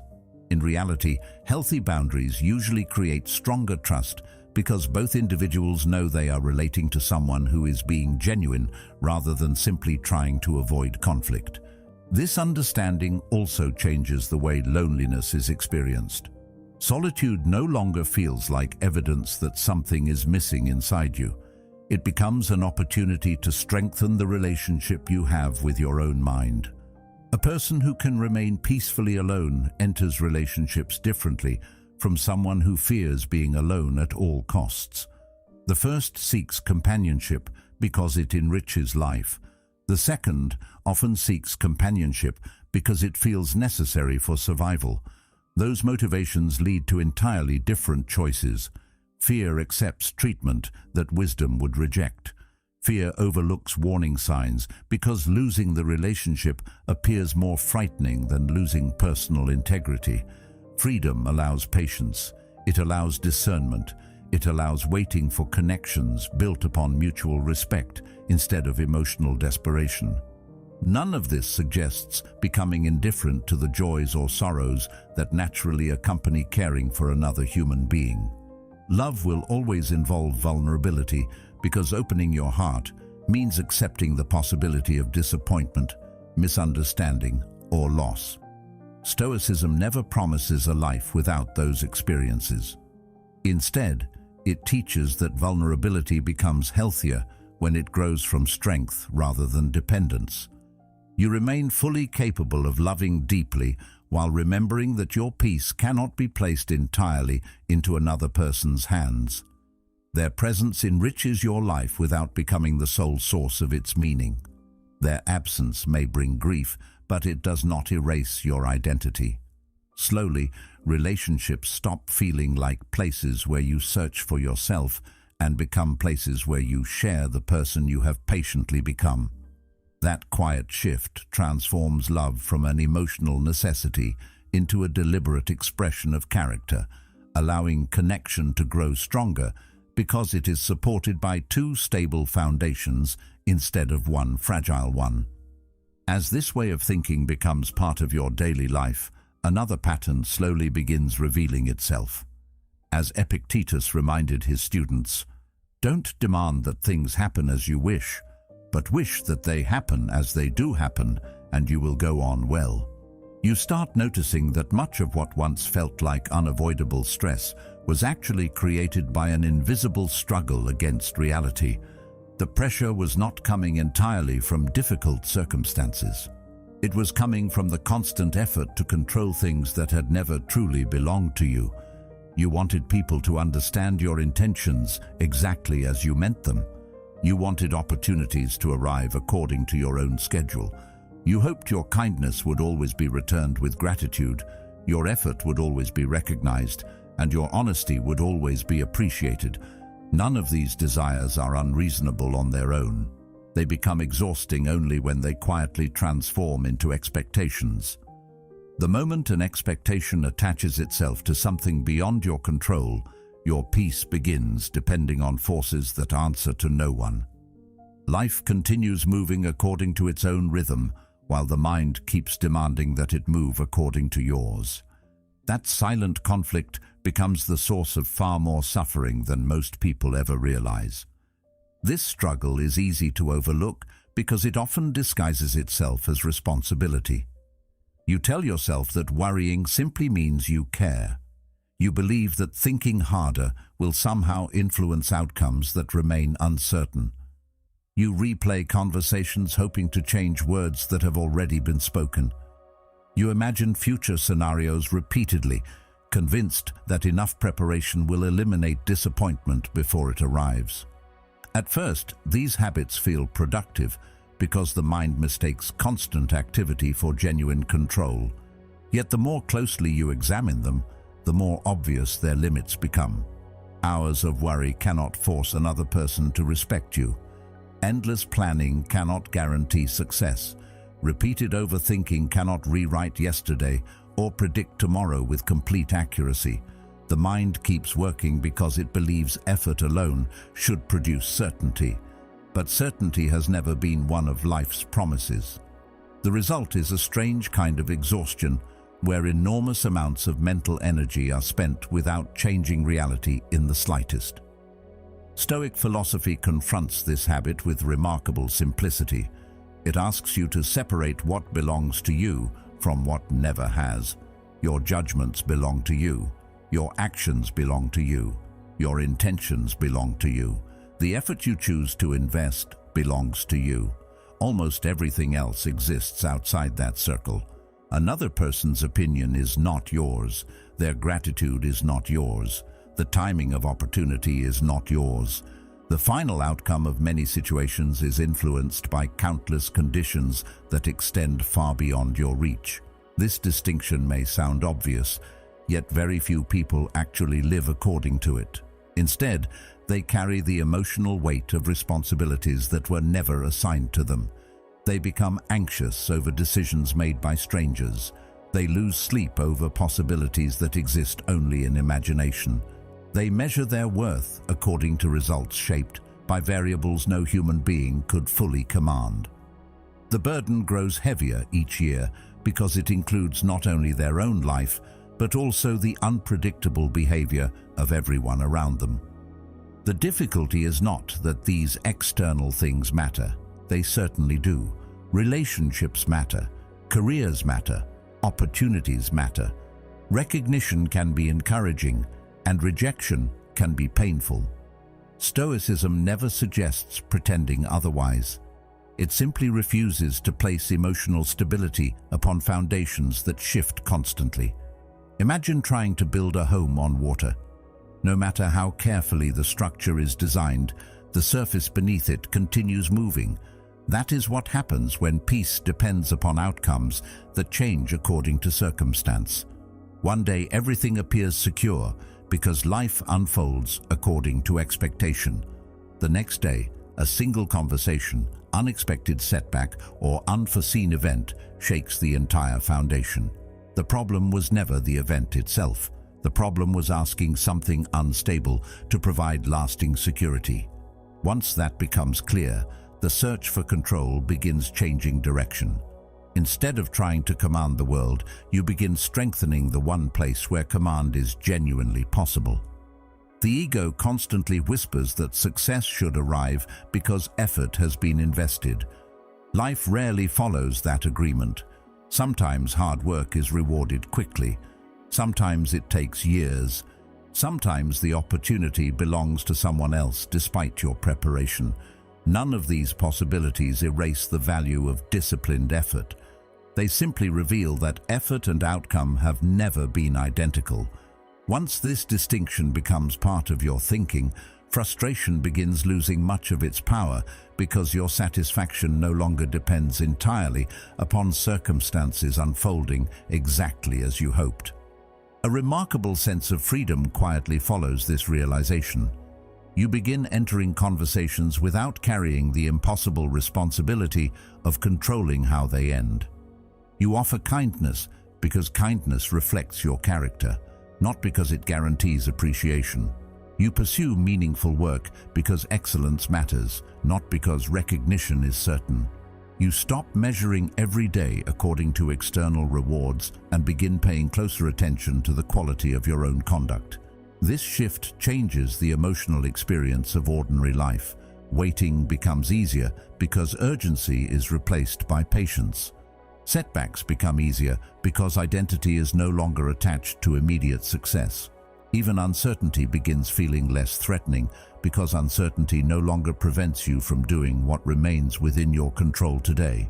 Instead of scattering attention across dozens of uncontrollable possibilities, your mind gradually learns to return to the single place where meaningful action is always available. This does not mean the temptation to control everything suddenly disappears. The mind continues reaching outward because that habit has often been reinforced for years.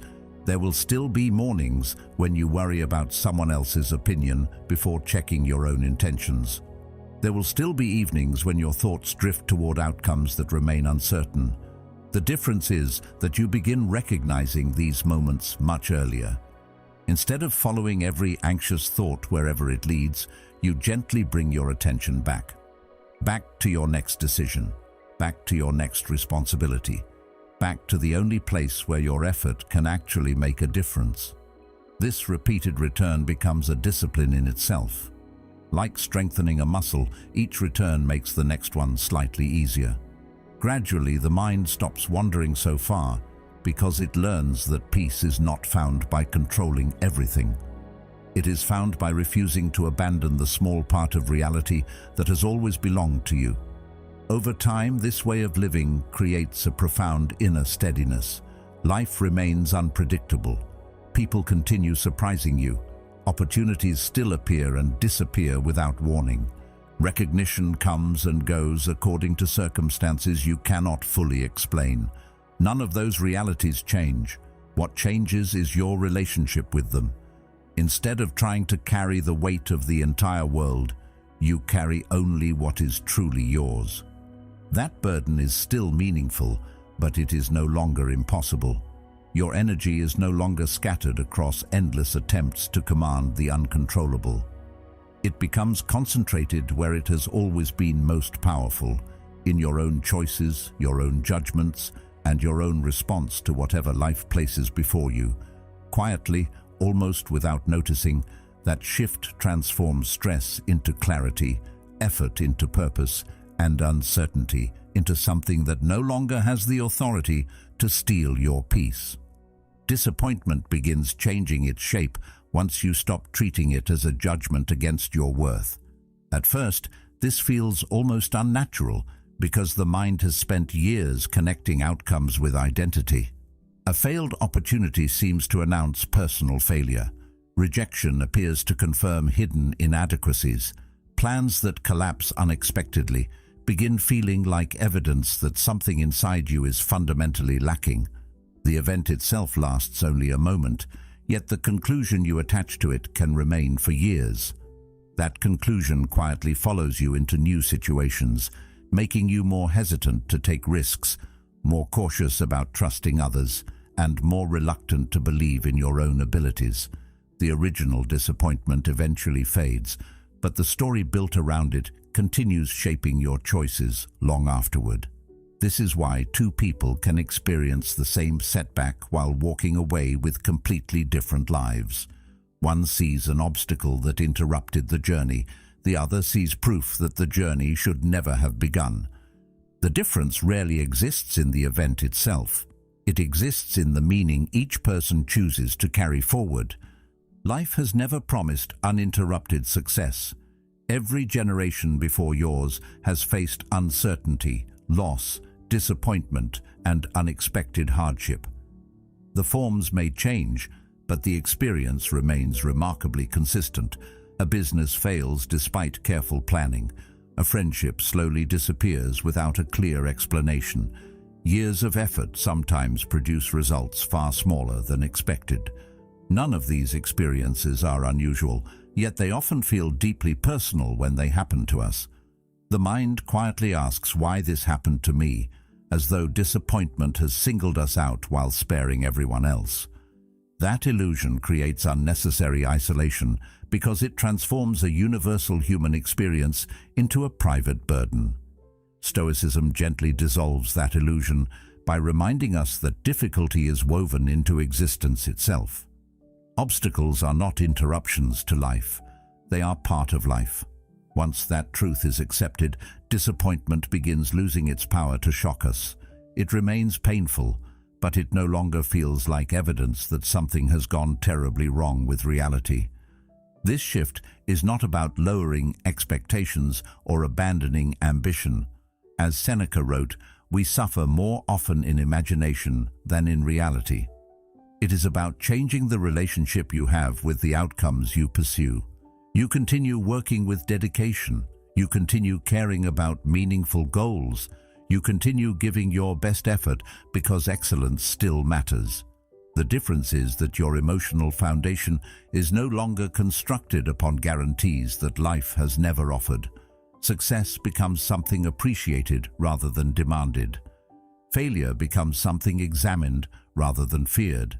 The energy once consumed by worrying about possible outcomes begins returning to the present moment, where your attention can actually influence something meaningful. Instead of asking whether everything will unfold exactly as planned, you begin asking whether today's actions reflect the kind of person you're trying to become. That question remains available regardless of what circumstances decide to do tomorrow. The Stoics viewed obstacles through a perspective that continues to feel surprisingly modern. They understood that every difficulty contains two separate realities. The first is the event itself. The second is your response to that event. The first cannot always be chosen. The second always belongs to you. A setback may delay your progress, but it cannot determine your character unless you allow it to. Criticism may create discomfort, but it cannot force bitterness into your mind. Loss may bring grief, but it cannot erase wisdom, patience, or integrity. This distinction places extraordinary responsibility upon the individual because it removes the habit of blaming circumstances for every emotional outcome. It asks you to recognize that while you cannot govern every chapter of your life, you remain responsible for the way you read each page. A person who has practiced patience responds differently from someone who has practiced resentment. A person who has strengthened discipline approaches uncertainty differently from someone who has relied entirely on comfort. This is why adversity often surprises people. It does not suddenly transform them into someone new. It uncovers what has quietly been developing all along. Every challenge becomes a mirror, reflecting the habits, beliefs, and attitudes cultivated long before the challenge appeared. Seen from this perspective, disappointment becomes more than an unpleasant experience. It becomes information. It shows where greater patience is needed, where attachment remains too strong, or where confidence still depends upon conditions outside your control. Instead of viewing obstacles as enemies, you begin recognizing them as honest teachers that reveal lessons comfort often hides. Something remarkable happens when identity becomes separated from achievement. Effort grows stronger because fear becomes weaker. Many people hesitate before pursuing meaningful goals because they believe failure would permanently define them. As long as success determines self-worth, every new attempt feels dangerous. The possibility of losing becomes almost unbearable because too much has been placed upon the outcome. Once worth is rooted in character instead of achievement, that fear begins fading. You become more willing to act because the result no longer carries the responsibility of proving who you are. A failed attempt may disappoint you, but it cannot diminish the qualities you developed while making the attempt. Courage remains courage, even when success does not arrive immediately. Discipline remains discipline regardless of public recognition. Integrity remains valuable whether anyone notices it or not. This understanding also changes the pace at which growth is measured. Instead of expecting dramatic transformation after every victory or every setback, you begin paying attention to quieter signs of progress. You notice that disappointment no longer lingers as long as it once did. You recover from criticism more quickly because your confidence is no longer entirely dependent upon praise. Delays become opportunities to practice patience, rather than reasons to abandon your efforts altogether. These changes are subtle enough that they often go unnoticed in daily life. Looking back months or years later, however, the difference becomes unmistakable. Situations that once consumed your thoughts for weeks now pass through your mind with surprising calm. Challenges that once felt overwhelming now appear manageable because your relationship with difficulty has fundamentally changed. This does not remove pain from life, nor should it. Pain continues reminding you that something meaningful has been lost, challenged, or threatened. The goal is not to eliminate pain, but to prevent it from becoming the author of your identity. A disappointing outcome no longer has the authority to tell you who you are. It simply becomes another experience through which character is refined. Slowly, obstacles stop looking like barriers standing in the way of your life and begin looking like part of the path itself. They ask for patience when impatience feels easier, courage when retreat feels safer, and wisdom when emotion demands immediate reaction. Each response quietly strengthens something that cannot be measured by success alone. Eventually, the world continues presenting victories and defeats, just as it always has, but neither one possesses the power to define you anymore. What remains constant is the person you continue becoming through the way you meet each one. With enough time, your definition of progress begins changing in ways that would have once seemed impossible. The victories that used to matter most slowly lose their place at the center of your life. Recognition still feels pleasant, but it no longer defines the quality of your day. Success remains meaningful, but it is no longer the only evidence that you are moving forward. Something quieter begins replacing those old measurements. You notice yourself remaining calm during a conversation that would once have left you frustrated for hours. You find yourself listening instead of immediately defending your position. You recognize criticism without allowing it to settle into your identity. These moments appear almost invisible from the outside. Nobody applauds them, nobody celebrates them, yet they often represent a far greater transformation than the achievements people usually admire. External accomplishments can change your circumstances. Inner victories change the person living inside those circumstances. That distinction gradually becomes impossible to ignore because one continues providing strength long after the excitement of success has disappeared. The modern world encourages a very different understanding of progress. It teaches you to measure your life through visible milestones, more recognition, greater influence, better opportunities, higher income, more approval. These goals are not inherently wrong, but they create a subtle illusion. They suggest that growth only matters when other people can observe it. As a result, many individuals become experts at improving their image while quietly neglecting the person beneath it. They celebrate promotions while ignoring impatience. They admire confidence while overlooking insecurity. They pursue accomplishments that impress others without asking whether those accomplishments are accompanied by greater wisdom, honesty, or self-control. This imbalance often creates a strange emptiness because external success can continue increasing while inner stability remains exactly where it was years before. A person may possess everything they once believed would make them peaceful and still discover that the same anxious mind has simply followed them into better circumstances. Stoicism gently redirects attention toward a different kind of achievement.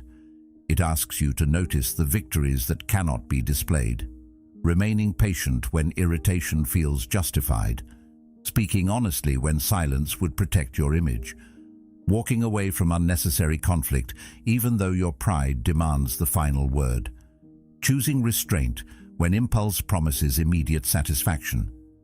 These moments rarely become stories people tell about you. They often pass unnoticed by everyone except yourself. Yet this is precisely why they matter so deeply. They reveal who you are when applause is absent.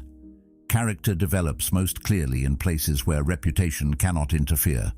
When nobody is watching, there is no performance to maintain. There is only the quiet relationship between your principles and your choices. The more often those two remain aligned, the more deeply trust in yourself begins to grow. This quiet trust cannot be created through compliments alone. It develops because you repeatedly witness your own ability to act according to your values despite changing emotions. One difficult conversation handled with patience becomes evidence.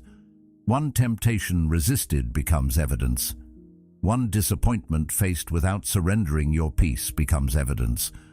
Over time, these moments accumulate until they create something remarkably stable. You no longer need constant reassurance because your confidence is no longer built upon promises from the outside. It is built upon memories of your own conduct. You know you can remain composed because you have done so before. You know you can endure uncertainty because uncertainty has already tested you. Confidence stops becoming a hopeful feeling about the future and becomes a quiet recognition of what disciplined practice has already proven.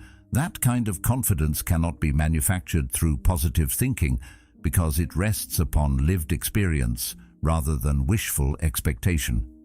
Someone always appears more accomplished, more admired, more successful, or further ahead. If progress depends entirely upon comparison, satisfaction becomes almost impossible because the standard continues moving. There will always be another achievement waiting to replace the previous one. Stoicism interrupts this endless race by asking a much simpler question. Are you responding to life today with greater wisdom than you did yesterday? That comparison is demanding enough without borrowing someone else's journey as your measuring stick. As this habit becomes stronger, emotional setbacks begin shrinking in ways that are almost difficult to explain. Situations that once controlled your mood for days now pass through your thoughts with surprising speed. You still experience disappointment, but disappointment no longer settles into your identity. Someone else's criticism still reaches your ears, yet it no longer occupies your mind from morning until night. You notice irritation arising inside you, but instead of following it immediately, you recognize it, allow it to exist, and then choose your response deliberately. These changes may seem small when viewed individually. Together they represent an extraordinary transformation because they reveal a mind becoming increasingly capable of governing itself. The world continues presenting the same challenges, but those challenges gradually lose the ability to dictate your inner condition. This is not because life has become easier. It is because your relationship with life has quietly matured. There is something profoundly satisfying about victories that require no audience. They belong entirely to you. Nobody else needs to recognize them for them to remain meaningful. A stranger may never know that you chose patience instead of resentment during a difficult day. Friends may never realize how much discipline it required to remain silent rather than defend your pride. Family members may never see the internal struggle behind a calm expression. None of that reduces the value of those moments. In many ways, it increases it. Actions performed without the expectation of recognition often reveal the purest intentions because they are no longer motivated by applause. They become expressions of character rather than performances for approval. The reward exists within the action itself because each disciplined choice quietly strengthens the person making it. Eventually, the definition of success changes so completely that your former self would barely recognize it. Winning an argument becomes less important than preserving clarity of mind. Receiving praise becomes less meaningful than knowing your actions reflected integrity. Reaching a goal still brings satisfaction, but the deeper reward comes from realizing who you became while pursuing it. The person capable of remaining steady during uncertainty possesses something that cannot be purchased, borrowed, or easily taken away. Life continues offering moments of triumph alongside moments of disappointment, yet neither one possesses the authority it once held. Your attention gradually settles upon the one achievement that remains available every single day, regardless of circumstances. The steady practice of becoming a little wiser than yesterday, a little calmer than before, and a little more faithful to the principles that continue shaping the quiet strength no one else can fully see, but that you carry with you wherever life leads next. There will always be moments when criticism stings more than expected or uncertainty unsettles the mind. No amount of wisdom completely removes the emotional reality of being human. A harsh comment can still leave a lasting impression. An unexpected setback can still tighten the chest. The possibility of loss can still awaken fear. Stoicism has never claimed otherwise. It was never designed to erase emotion or transform people into detached observers who drift through life untouched by joy or sorrow. Instead, it offers something far more practical. It teaches that emotions are experiences to move through, not commands that must be obeyed. This distinction may appear subtle, yet it quietly changes everything. The emotion still arrives, but it no longer immediately determines your behavior. You still feel disappointment, but disappointment no longer chooses your next action. You still experience fear, but fear no longer becomes the unquestioned leader of your decisions. That small separation between feeling and response becomes one of the most powerful forms of freedom a person can develop. Many people assume that emotional strength means never feeling overwhelmed, but that belief creates an impossible standard. The stronger someone appears on the outside, the more they often believe they must hide every difficult emotion that arises within them. They smile while carrying anxiety. They remain silent while resentment quietly grows. They convince themselves that acknowledging fear somehow weakens them. Over time, this habit creates distance not only from other people, but also from themselves. Emotions that are ignored rarely disappear. They simply become quieter until circumstances eventually give them another opportunity to surface. What looked like self-control was often only postponement. The person never truly understood the emotion. They merely delayed confronting it. Eventually, the pressure becomes too great, and years of hidden frustration emerge all at once. This is why suppression and discipline should never be confused. They may appear similar from the outside, but they produce entirely different lives. Real discipline begins by allowing yourself to recognize exactly what is happening within you. You notice irritation before it becomes anger. You recognize fear before it becomes panic. You observe disappointment before it transforms into hopelessness. This awareness creates an opportunity that most people never realize exists. Instead of reacting automatically, you pause long enough to examine what the emotion is actually asking of you. Sometimes it carries useful information. Fear may remind you to prepare more carefully. Sadness may reveal something deeply valuable that deserves attention. Anger may point toward a boundary that has been repeatedly ignored. Emotions themselves are not enemies. They become dangerous only when they begin making decisions that belong to reason. Once every feeling receives unquestioned authority, life becomes a series of emotional impulses rather than deliberate choices. The disciplined mind learns to listen without immediately surrendering control. This insight does not suggest that pain is imaginary. Instead, it reminds us that the first emotional reaction is only the beginning of the experience, not its conclusion. A critical remark may create immediate discomfort, but what follows depends largely upon the interpretation you continue feeding. If the mind repeatedly declares that criticism proves personal inadequacy, suffering naturally grows. If the mind instead asks whether the criticism contains anything useful, the same experience begins moving in an entirely different direction. The external event remains unchanged. The internal conversation transforms everything that follows. This is why emotional maturity depends so heavily upon awareness. Without awareness, every thought appears true, simply because it arrives inside your own mind. Imagine a city where every visitor instantly became king. Chaos would follow almost immediately because authority would constantly change hands. The mind functions in much the same way. If every passing emotion is allowed to govern your actions, consistency disappears. One moment hope directs your choices, The next moment, fear replaces it. Soon, anger takes control, followed by guilt, followed by excitement. Life becomes unstable because leadership never remains in one place long enough for wisdom to guide it. Self-control restores order by allowing reason to remain present even while emotions continue moving through the mind. This practice becomes especially valuable during moments when life feels uncertain. Uncertainty naturally invites the imagination to race ahead, inventing possibilities that may never happen. The mind begins rehearsing future disappointments as though preparing for them will somehow reduce their impact. Ironically, this habit often creates the very suffering it hopes to avoid. The body responds to imagined danger almost as though it were already real.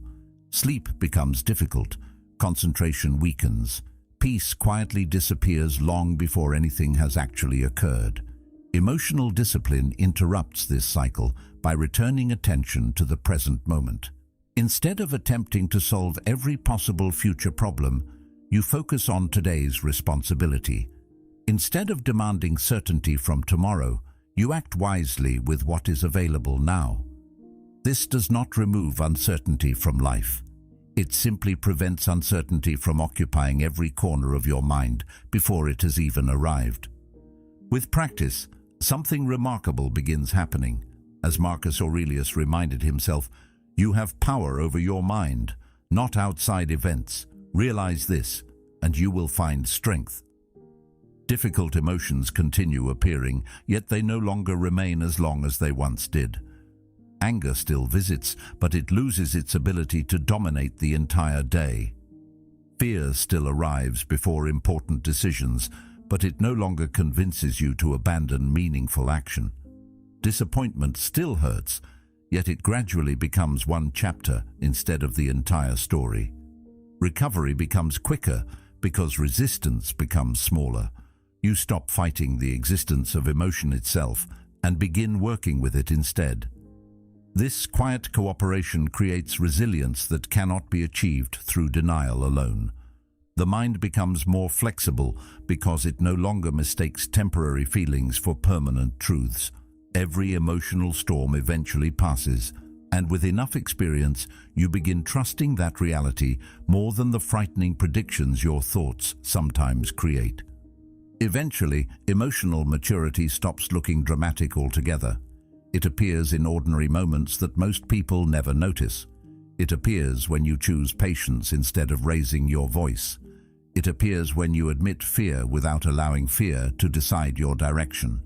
It appears when criticism reaches your ears but fails to steal your peace for the rest of the week. None of these moments eliminate emotion. They simply place it in its proper role. Feelings remain part of your life because they are part of being human, but they no longer occupy the throne. Quietly, almost without realizing it, you become someone who can experience joy without becoming attached to it, sadness without becoming consumed by it, and uncertainty without becoming paralyzed by it. That is the quiet strength Stoicism has always pointed toward.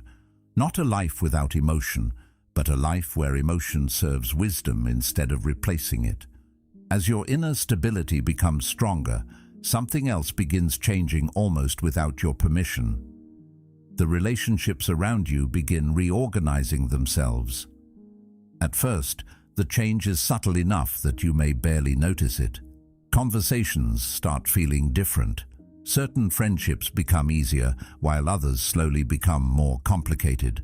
Some people seem drawn toward the quieter confidence you have developed, appreciating the fact that they no longer need to guess where they stand with you. Others begin responding with unexpected discomfort, even though you have not become cruel, distant, or unkind. The difference is not that you care less than before. It is that you have stopped abandoning yourself in order to preserve every relationship at any cost. That single shift changes the emotional balance of nearly every connection in your life, because people no longer encounter the version of you that was shaped primarily by the desire to be accepted. Instead, they begin meeting the person who acts according to conviction rather than constant approval. Not everyone welcomes that change, even when it is healthy. For a long time, many relationships quietly operate through patterns that nobody consciously creates. One person always apologizes first, even when they are not responsible. One person consistently sacrifices their own needs to avoid disappointing others. One person keeps the peace by remaining silent whenever tension appears. These arrangements rarely begin with bad intentions. They often develop little by little through repeated habits until they become accepted as normal. Eventually, everyone starts expecting the same roles to continue. The accommodating person continues accommodating. The emotional caretaker continues carrying everyone's burdens. The people pleaser continues saying yes before asking what they actually want. The pattern feels stable because everyone has learned what to expect. Stability, however, should never be confused with health. A relationship can remain predictable for years while quietly encouraging one person to lose themselves in order to maintain it. When your relationship with yourself begins changing, those familiar patterns naturally encounter resistance. You stop apologizing simply to end every disagreement. You become more honest about your limits instead of pretending endless availability. You begin saying no without believing you must immediately justify your decision. These changes may seem small from your perspective because they simply reflect greater self-respect. From someone else's perspective, however, they may feel surprisingly unfamiliar. People often become comfortable with the version of you they have known for years. Even positive growth can feel disruptive because it changes expectations that once appeared permanent. Someone who depended upon your inability to establish boundaries may interpret healthy boundaries as rejection. Someone accustomed to controlling conversations through guilt may feel confused when guilt no longer influences your decisions. What has actually disappeared is not kindness, but unhealthy dependence upon emotional pressure.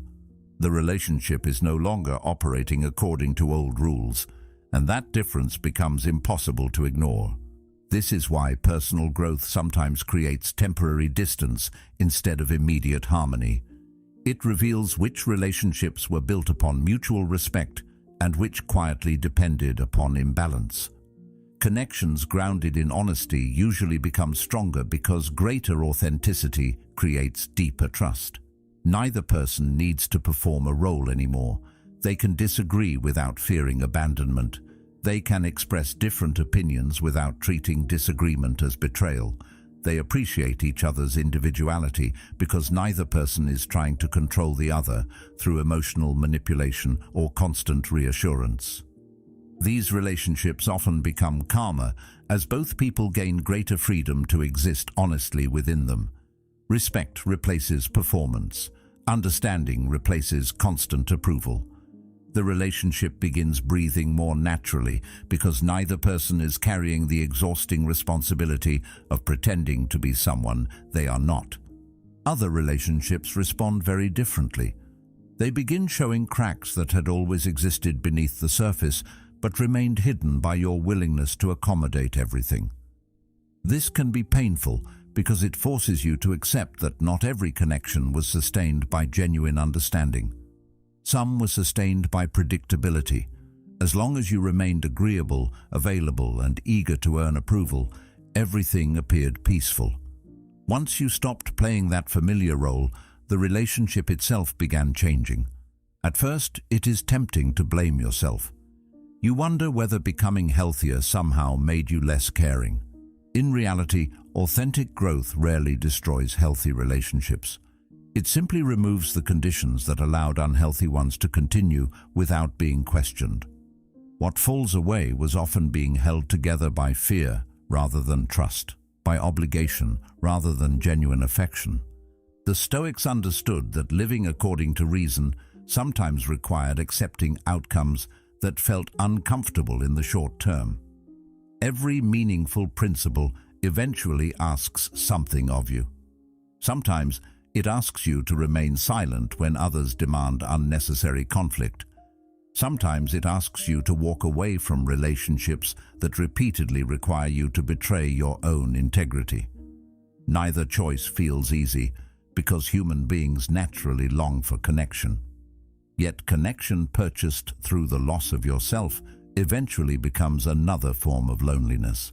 You may remain surrounded by people while quietly realizing that very few of them actually know who you are. They know only the version you believed they wanted to see. As boundaries become clearer, another unexpected change begins taking place. The people who truly value you often feel safer in your presence. They recognize that your kindness is no longer motivated by fear of rejection, but by sincere character. Your generosity becomes more meaningful because it is freely chosen instead of emotionally required.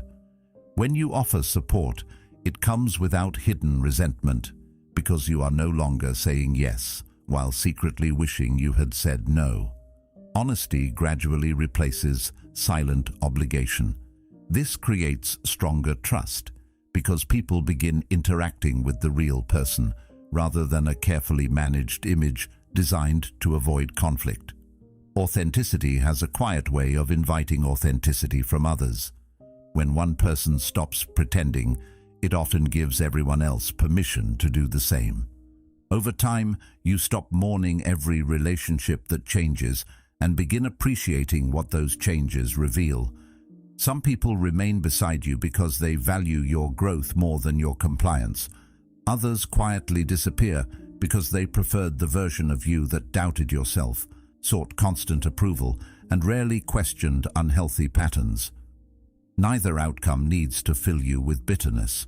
Both simply reveal which connections were capable of growing alongside you and which depended upon the person you were slowly leaving behind. Growth has always carried this quiet consequence. It reorganizes your life without asking for permission. Not because you become better than anyone else, but because you finally become more honest with yourself. And once that honesty becomes the foundation of your relationships, the people who remain are no longer connected to the mask you once wore. They are connected to the person you have patiently become, and that kind of relationship possesses a depth that constant approval could never create. Eventually, you begin understanding that peace has been misunderstood for most of your life. You once believed it was waiting somewhere in the future, hidden behind the next achievement, the next relationship, the next opportunity, or the next moment when everything finally came together. You imagined that once enough problems disappeared, the mind would naturally become quiet. Yet every goal reached was eventually replaced by another concern. Every certainty slowly gave way to another uncertainty. Every period of comfort was followed by new responsibilities that demanded attention. The destination kept moving because life itself never stops moving. There was always another challenge to overcome, another opinion to consider, another unexpected change to adapt to. Gradually, it became impossible to ignore a simple truth. If peace depended upon life becoming completely predictable, peace would remain permanently out of reach. The world has never promised perfect conditions. Waiting for them means postponing your inner stability until a day that never arrives. This realization changes the way you look at uncertainty. As Seneca observed, "He who suffers before it is necessary suffers more than is necessary." Instead of treating uncertainty as an enemy standing between you and happiness, you begin recognizing it as one of life's permanent companions. Tomorrow has always been unknown. The difference is that most people spend enormous amounts of energy pretending otherwise. They create detailed plans believing every outcome can be managed. They search endlessly for guarantees that no human being has ever received. They tell themselves that once enough risks disappear, they will finally relax. Yet every answer eventually creates another question. Every solution introduces another challenge. The future remains open no matter how carefully it is organized. Fighting this reality becomes exhausting because you are attempting to control the very nature of existence. Acceptance does not remove uncertainty. It simply removes the unnecessary conflict between your expectations and the way life has always worked. This is one of the quiet lessons the Stoics returned to again and again. They did not spend their lives searching for a world free from hardship, because they understood such a world had never existed. Instead, they focused on developing a mind capable of remaining steady within changing circumstances. Once this understanding becomes part of your daily life, ordinary moments begin looking different. A delayed opportunity no longer feels like proof that everything is falling apart. Another person's opinion still exists, but it no longer determines the atmosphere of your entire day. Unexpected changes continue appearing, yet they stop carrying the same emotional weight because you are no longer expecting life to remain fixed. Flexibility quietly replaces resistance. Patience begins replacing urgency. You stop demanding certainty before taking action because you realize certainty was never the requirement for living wisely. Every meaningful decision has always involved stepping forward without possessing complete knowledge of what comes next. Courage has never required guarantees. It has always required trust in your ability to respond to whatever arrives. There is a profound difference between building your life upon circumstances and building it upon principles. Circumstances rise and fall constantly. Health changes, finances change, relationships evolve. Opportunities appear unexpectedly and disappear just as quickly. Even the opinions people hold about you can shift from one season to the next without warning. Principles move differently. Honesty remains valuable whether it receives recognition or criticism. Patience remains valuable whether life feels easy or difficult. Integrity retains its worth regardless of success or failure. When your identity becomes rooted in these steadier foundations, external events continue affecting your life without possessing the authority to redefine it. You remain responsive instead of reactive because your center no longer depends upon conditions that cannot remain stable. This does not mean every difficult day suddenly feels effortless. There will still be mornings when uncertainty creates hesitation. There will still be evenings when disappointment lingers longer than expected. There will still be moments when your mind briefly reaches for reassurance from places where reassurance cannot last. Growth has never meant becoming immune to struggle. It means recovering your balance more quickly each time you lose it.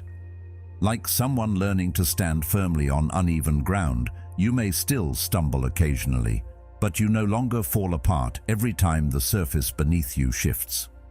Stability becomes less about never losing your footing and more about remembering how to return to it. That quiet return, repeated again and again, gradually becomes one of the strongest habits you develop. As the years pass, you also begin noticing something unexpected about people whose presence feels genuinely calming. They are rarely the individuals who have escaped every hardship. More often, they are people who have learned not to negotiate their inner state with every changing circumstance.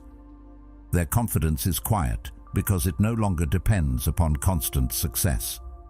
Their kindness feels sincere because it is no longer driven by the fear of rejection. Their patience comes from experience rather than perfection. Being around them reminds you that peace is not an accident reserved for a fortunate few. It is the result of thousands of small decisions made consistently over time. Decisions to pause before reacting, to accept what cannot be controlled, to return attention to what can, to value character more than appearance. None of these choices seem dramatic on a single day. Together, they quietly reshape an entire life. Eventually, you stop waiting for the world to grant you permission to be at peace. You stop believing that happiness must be postponed until every uncertainty disappears, every relationship becomes effortless, or every ambition is fulfilled. Life continues unfolding exactly as it always has. People continue forming opinions you cannot control. Circumstances continue changing without asking for your approval. Opportunities continue arriving and leaving according to their own timing. None of those movements disappear, yet they no longer disturb the deepest part of who you are. The center of your life has slowly moved inward, where it is no longer carried away by every passing storm. From that place, you discover something that once seemed impossible. Peace was never hidden inside perfect circumstances. It was patiently built within you, while imperfect circumstances continued unfolding all around you. And once that foundation has been established, the changing world no longer determines whether you remain standing. It simply becomes the place where your quiet strength is practiced, refined, and proven every single day. As this understanding settles into your life, fear slowly begins losing the authority it once held over your decisions. Not because life suddenly becomes safe, predictable, or free from disappointment, but because you are no longer measuring your strength by the absence of difficulty. For years, it may have seemed that confidence belonged only to people who never doubted themselves, who never felt nervous before important conversations, and who never questioned whether they were enough. The longer you observe people carefully, however, the more that illusion begins to disappear. Even those who appear composed carry uncertainty. Even those who seem fearless encounter moments of hesitation. The difference is rarely found in what they feel. It is found in what they choose despite those feelings. Confidence is not the reward for eliminating fear. It is the result of discovering that fear does not have to make your decisions anymore. That realization changes the entire relationship you have with discomfort, because you stop waiting to feel completely ready before living according to your values. Many people spend years trying to remove fear from their lives before allowing themselves to move forward. They believe they must become completely certain before taking risks, completely accepted before expressing themselves honestly, or completely prepared before pursuing meaningful opportunities. This search never truly ends because certainty continues moving just beyond reach. Every answer creates another question. Every success introduces another challenge. Every achievement raises another expectation. The mind keeps negotiating with itself, promising that confidence will finally arrive after one more accomplishment. Yet the promised feeling remains strangely temporary. A victory creates relief for a moment, before another uncertainty quietly takes its place. Eventually, it becomes clear that confidence built upon perfect circumstances will always remain fragile, because perfect circumstances have never existed for very long. The foundation shifts each time life changes, leaving the mind searching once again for something outside itself to restore a sense of security. Quiet confidence grows in a completely different direction. It develops through repeated experiences of facing situations that once seemed overwhelming and discovering that you remained yourself afterward. You survive difficult conversations that you once spent weeks avoiding. You endure criticism without allowing it to erase your self-respect. You experience disappointment, recover, and continue moving forward with greater wisdom than before. None of these moments feel extraordinary while they are happening.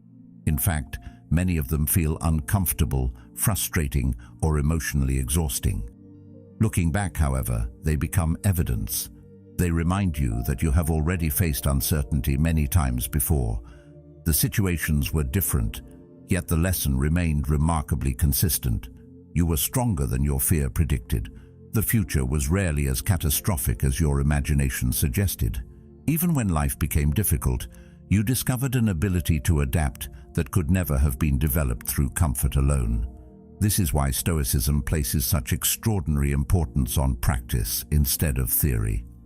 Reading wise ideas has value, but ideas become transformative only when they are tested against reality. As your own experience deepens, rejection also begins losing much of its emotional weight. It still carries disappointment because being misunderstood or excluded naturally affects the human heart. The difference is that rejection no longer possesses the authority to define your identity. Another person's inability to appreciate your value does not erase that value. Their opinion reflects their own perspective, their own experiences, and their own limitations as much as it reflects anything about you. Once you truly understand this, You stop approaching every interaction as though your worth is waiting for someone else's approval. Relationships become healthier because you no longer ask them to answer questions they were never meant to answer. You stop performing for acceptance and begin showing up honestly, allowing people to respond however they choose. Some will appreciate who you are, others will not. Neither response changes the responsibility you have toward your own character. Criticism follows a similar path. For much of life, criticism can feel like an attack against the entire person rather than a comment about one specific action, decision, or belief. The mind immediately expands a single opinion into a sweeping conclusion about identity. Emotional discipline gradually interrupts this habit. Instead of asking whether criticism hurts, you begin asking whether it is useful. Sometimes it is. Honest feedback can expose blind spots that pride would rather ignore. Sometimes criticism is unfair, emotional, or based upon misunderstanding. In either case, your response becomes calmer because you are no longer trying to protect an identity that depends upon universal approval. Useful criticism becomes an opportunity to improve. Unfair criticism becomes something acknowledged without unnecessary attachment. Neither one gains unlimited access to your peace because neither one possesses the authority to rewrite the person you are becoming. Uncertainty also begins looking remarkably different. It no longer appears as an empty space that must immediately be filled with answers. Instead, it becomes the natural environment in which every meaningful life unfolds. No important relationship begins with guarantees. No worthwhile ambition comes with complete certainty. Every decision about the future contains unknown elements that cannot be eliminated through endless thinking. Once this becomes clear, the energy once spent demanding certainty begins flowing toward preparation instead. You stop asking life to remove every unknown before you take action. You prepare as wisely as possible, accept what cannot be predicted, and trust your ability to respond when new circumstances appear. That trust is not blind optimism. It is confidence earned through repeated evidence that you have already survived situations your former self believed were impossible. Eventually, confidence becomes so quiet that many people fail to recognize it at first. It no longer announces itself through constant explanations, impressive appearances, or the need to prove superiority. It appears in someone who remains calm when uncertainty enters the room. It appears in someone who listens without becoming defensive, who accepts mistakes without collapsing into shame, and who continues moving forward without demanding perfect conditions. This confidence does not pretend that pain will never return or that fear will never visit again.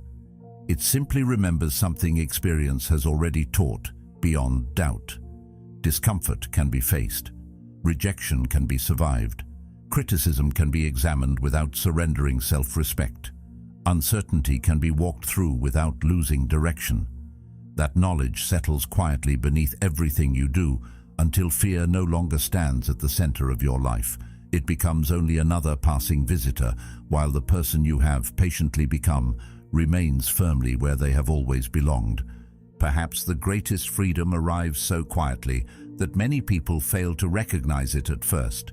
It does not come through extraordinary achievements or dramatic moments of transformation. It appears when you gradually stop carrying emotional burdens that were never truly yours to begin with.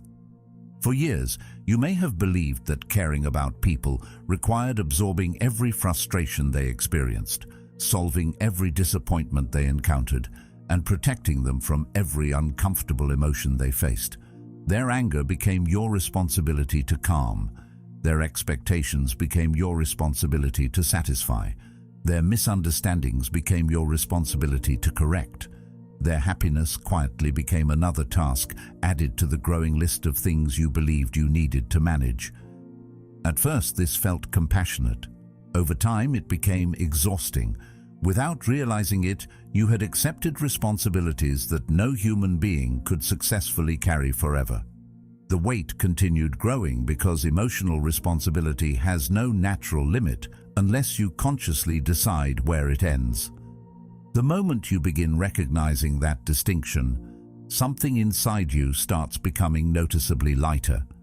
This realization does not happen because you suddenly stop loving people. In many ways, it happens because your understanding of love becomes healthier. Genuine compassion has never required becoming emotionally consumed by another person's inner world. You can sit beside someone in their pain without believing you must eliminate it before your own heart is allowed to rest. You can offer guidance without demanding that they immediately follow it. You can listen with complete attention while accepting that another person's choices ultimately belong to them. This balance feels unfamiliar at first because many people quietly confuse compassion with responsibility. They believe caring means fixing. They believe support means carrying. They believe kindness requires placing someone else's emotional needs above their own every single time. These ideas often sound generous, but they gradually create relationships where one person becomes emotionally dependent upon another's endless sacrifice. Neither individual truly benefits because both become trapped inside expectations that no relationship can permanently sustain. Much of this pattern begins early in life. Many people receive subtle messages that their value depends upon keeping everyone else comfortable. They become skilled at noticing tension before anyone speaks. They learn to adjust their own behavior to prevent disappointment, avoid conflict, or earn affection. Over the years, these habits become so familiar that they no longer feel like choices. They simply become part of identity. The emotional atmosphere of every room quietly determines their own internal state. If someone appears upset, they immediately begin searching for what they may have done wrong. If someone becomes distant, they instinctively assume responsibility. If another person carries disappointment, they feel compelled to repair it before allowing themselves peace. This constant vigilance slowly disconnects them from their own emotional life because so much attention is directed toward managing everyone else's. They become experts at reading other people while forgetting how to listen to themselves. Stoicism gently interrupts this pattern by reminding us of something both simple and profound. Every individual is responsible for governing their own mind. This does not remove the importance of empathy. It simply restores healthy boundaries around responsibility. Another person's emotions deserve respect, but they cannot become the foundation of your own identity. Their anger belongs to them. Their disappointment belongs to them. Their expectations belong to them. You may influence those experiences through your actions, but you cannot permanently control them, nor were you ever meant to. Once this truth begins settling into your thinking, an enormous amount of unnecessary guilt starts fading away. You no longer confuse another person's feelings with evidence that you have somehow failed. Instead, you calmly examine your own conduct. If you acted without integrity, you take responsibility and make amends. If you acted honestly and respectfully, you allow the other person the dignity of managing their own emotional response. This distinction changes conversations in remarkable ways. You stop rushing to explain yourself every time someone misunderstands your intentions. You stop apologizing for emotions you did not create. You become more willing to tolerate temporary discomfort because you recognize that discomfort is sometimes part of honest communication. Boundaries no longer feel cruel because they are no longer motivated by rejection, but by clarity. You understand that saying no to one request is not the same as rejecting the person making it. You realize that disagreement is not automatically a sign of broken relationships. Emotional independence allows space for differences without demanding that every interaction end in complete agreement. Ironically, this often creates stronger relationships because people begin relating to someone who is honest rather than someone who quietly sacrifices authenticity to avoid disappointing others. Some seek understanding, others choose blame. Their reactions emerge from their own character, experiences, and judgments. As Marcus Aurelius reminded himself, "Choose not to be harmed, and you won't feel harmed. Don't feel harmed, and you haven't been. Remembering this does not excuse harmful behavior, but it prevents you from accepting responsibility for every emotional response directed toward you. Another person's misunderstanding may be painful, yet it is not always yours to solve. Another person's expectations may be impossible to fulfill, yet they are not automatically your obligation. The moment you stop trying to manage every emotional outcome, you recover enormous amounts of energy that had quietly been scattered across battles no one could ever truly win. Compassion actually becomes deeper through this freedom rather than weaker. You begin helping because you genuinely wish to help, not because guilt leaves you feeling trapped. Your presence becomes calmer because you are no longer secretly panicking about whether someone else's emotional state is your responsibility. You can sit with someone through grief without believing you must erase it. You can encourage someone facing difficulty without assuming their entire future rests upon your words. This kind of compassion feels remarkably steady because it grows from strength instead of fear. It offers support while respecting another person's ability to carry their own journey. In doing so, it also respects your own humanity. You finally acknowledge that you cannot become everything for everyone without eventually disappearing from yourself. Eventually, this balance transforms the way you move through every relationship. You continue caring deeply because kindness remains part of your character, but guilt no longer controls your decisions. You continue offering understanding, yet you stop accepting responsibility for emotions that were never yours to manage. You remain open without becoming emotionally consumed.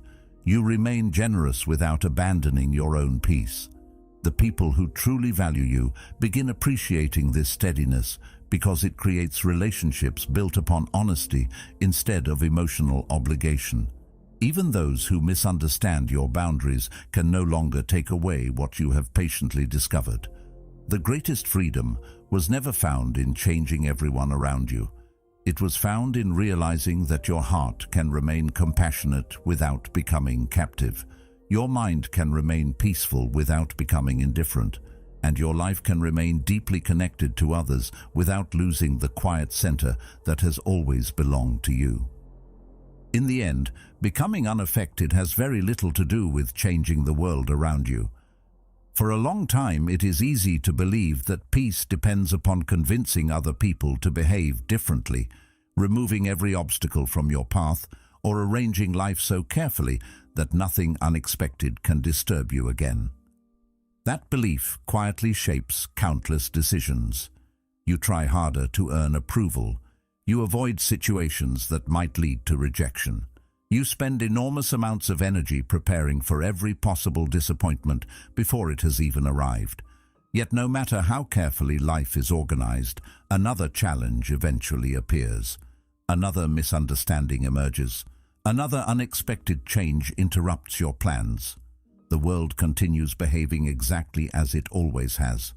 What finally changes is not the uncertainty surrounding you, but the relationship you have with it.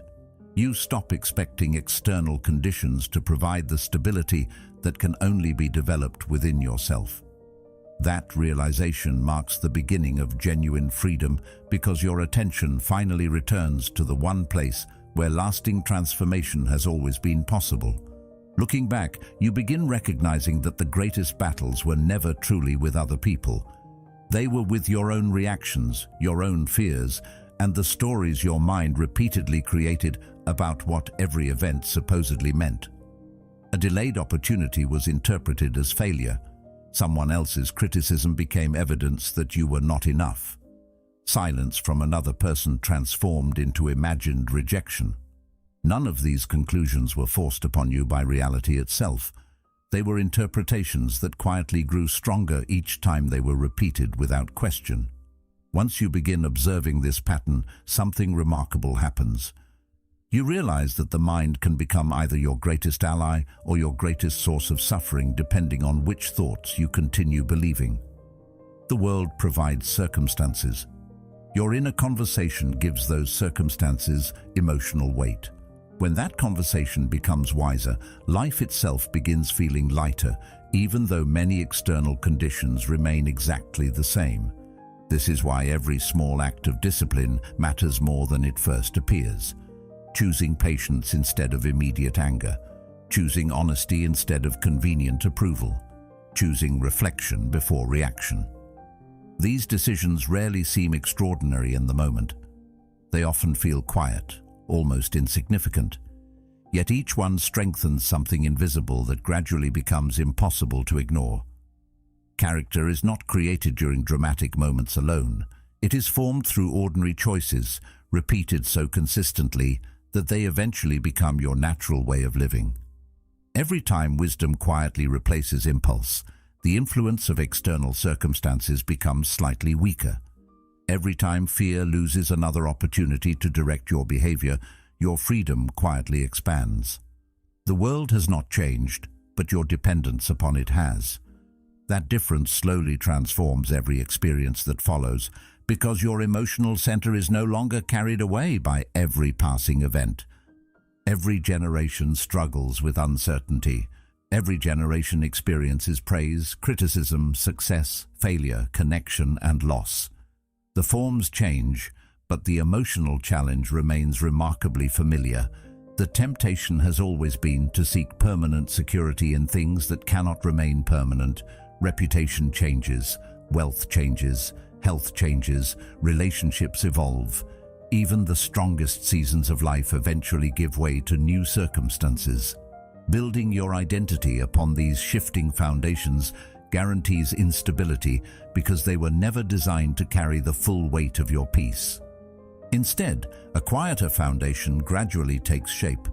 It is built through integrity practiced when dishonesty would be easier, through courage shown while fear still exists, through compassion offered without demanding control over another person's response, through discipline maintained even when no one else notices.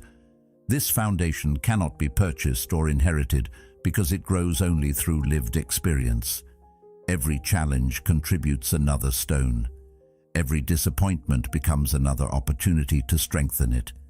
Every uncertain season teaches another lesson about where stability can actually be found. Looking from the outside, very little may appear different. Your daily routines may remain similar. Your responsibilities may remain demanding. The people around you may continue behaving exactly as they always have. Yet beneath those familiar circumstances, something essential has shifted. You are no longer asking the world to become stable before allowing yourself to become peaceful. There will still be days when emotions rise unexpectedly. There will still be conversations that test your patience and moments when disappointment briefly clouds your thinking. Growth has never meant becoming perfect.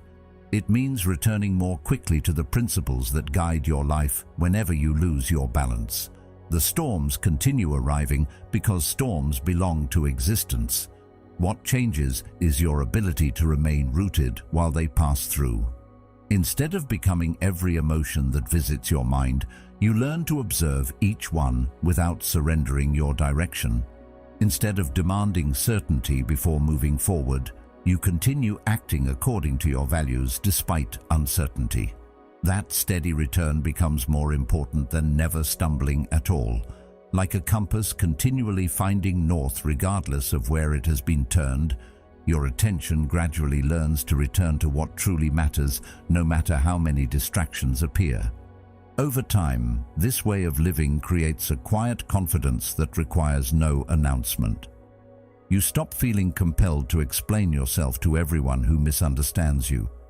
You stop chasing validation from people who cannot provide lasting peace. You stop measuring your worth according to temporary victories or temporary failures because you recognize that both eventually pass. What remains is the person you become while moving through them. Every challenge either strengthens your character or exposes another place where growth is still possible. Nothing is wasted unless you refuse to learn from it. Even painful experiences begin carrying a different meaning because they no longer exist merely as obstacles. They become opportunities to practice the steadiness you have been patiently building all along. In this way, every part of life begins serving your development instead of standing in opposition to it. Eventually, there comes a moment that is almost impossible to identify because it arrives so quietly. Life continues testing you exactly as it always has. People still form opinions beyond your control. Opportunities still appear and disappear according to their own timing. Success and disappointment continue alternating as they always will.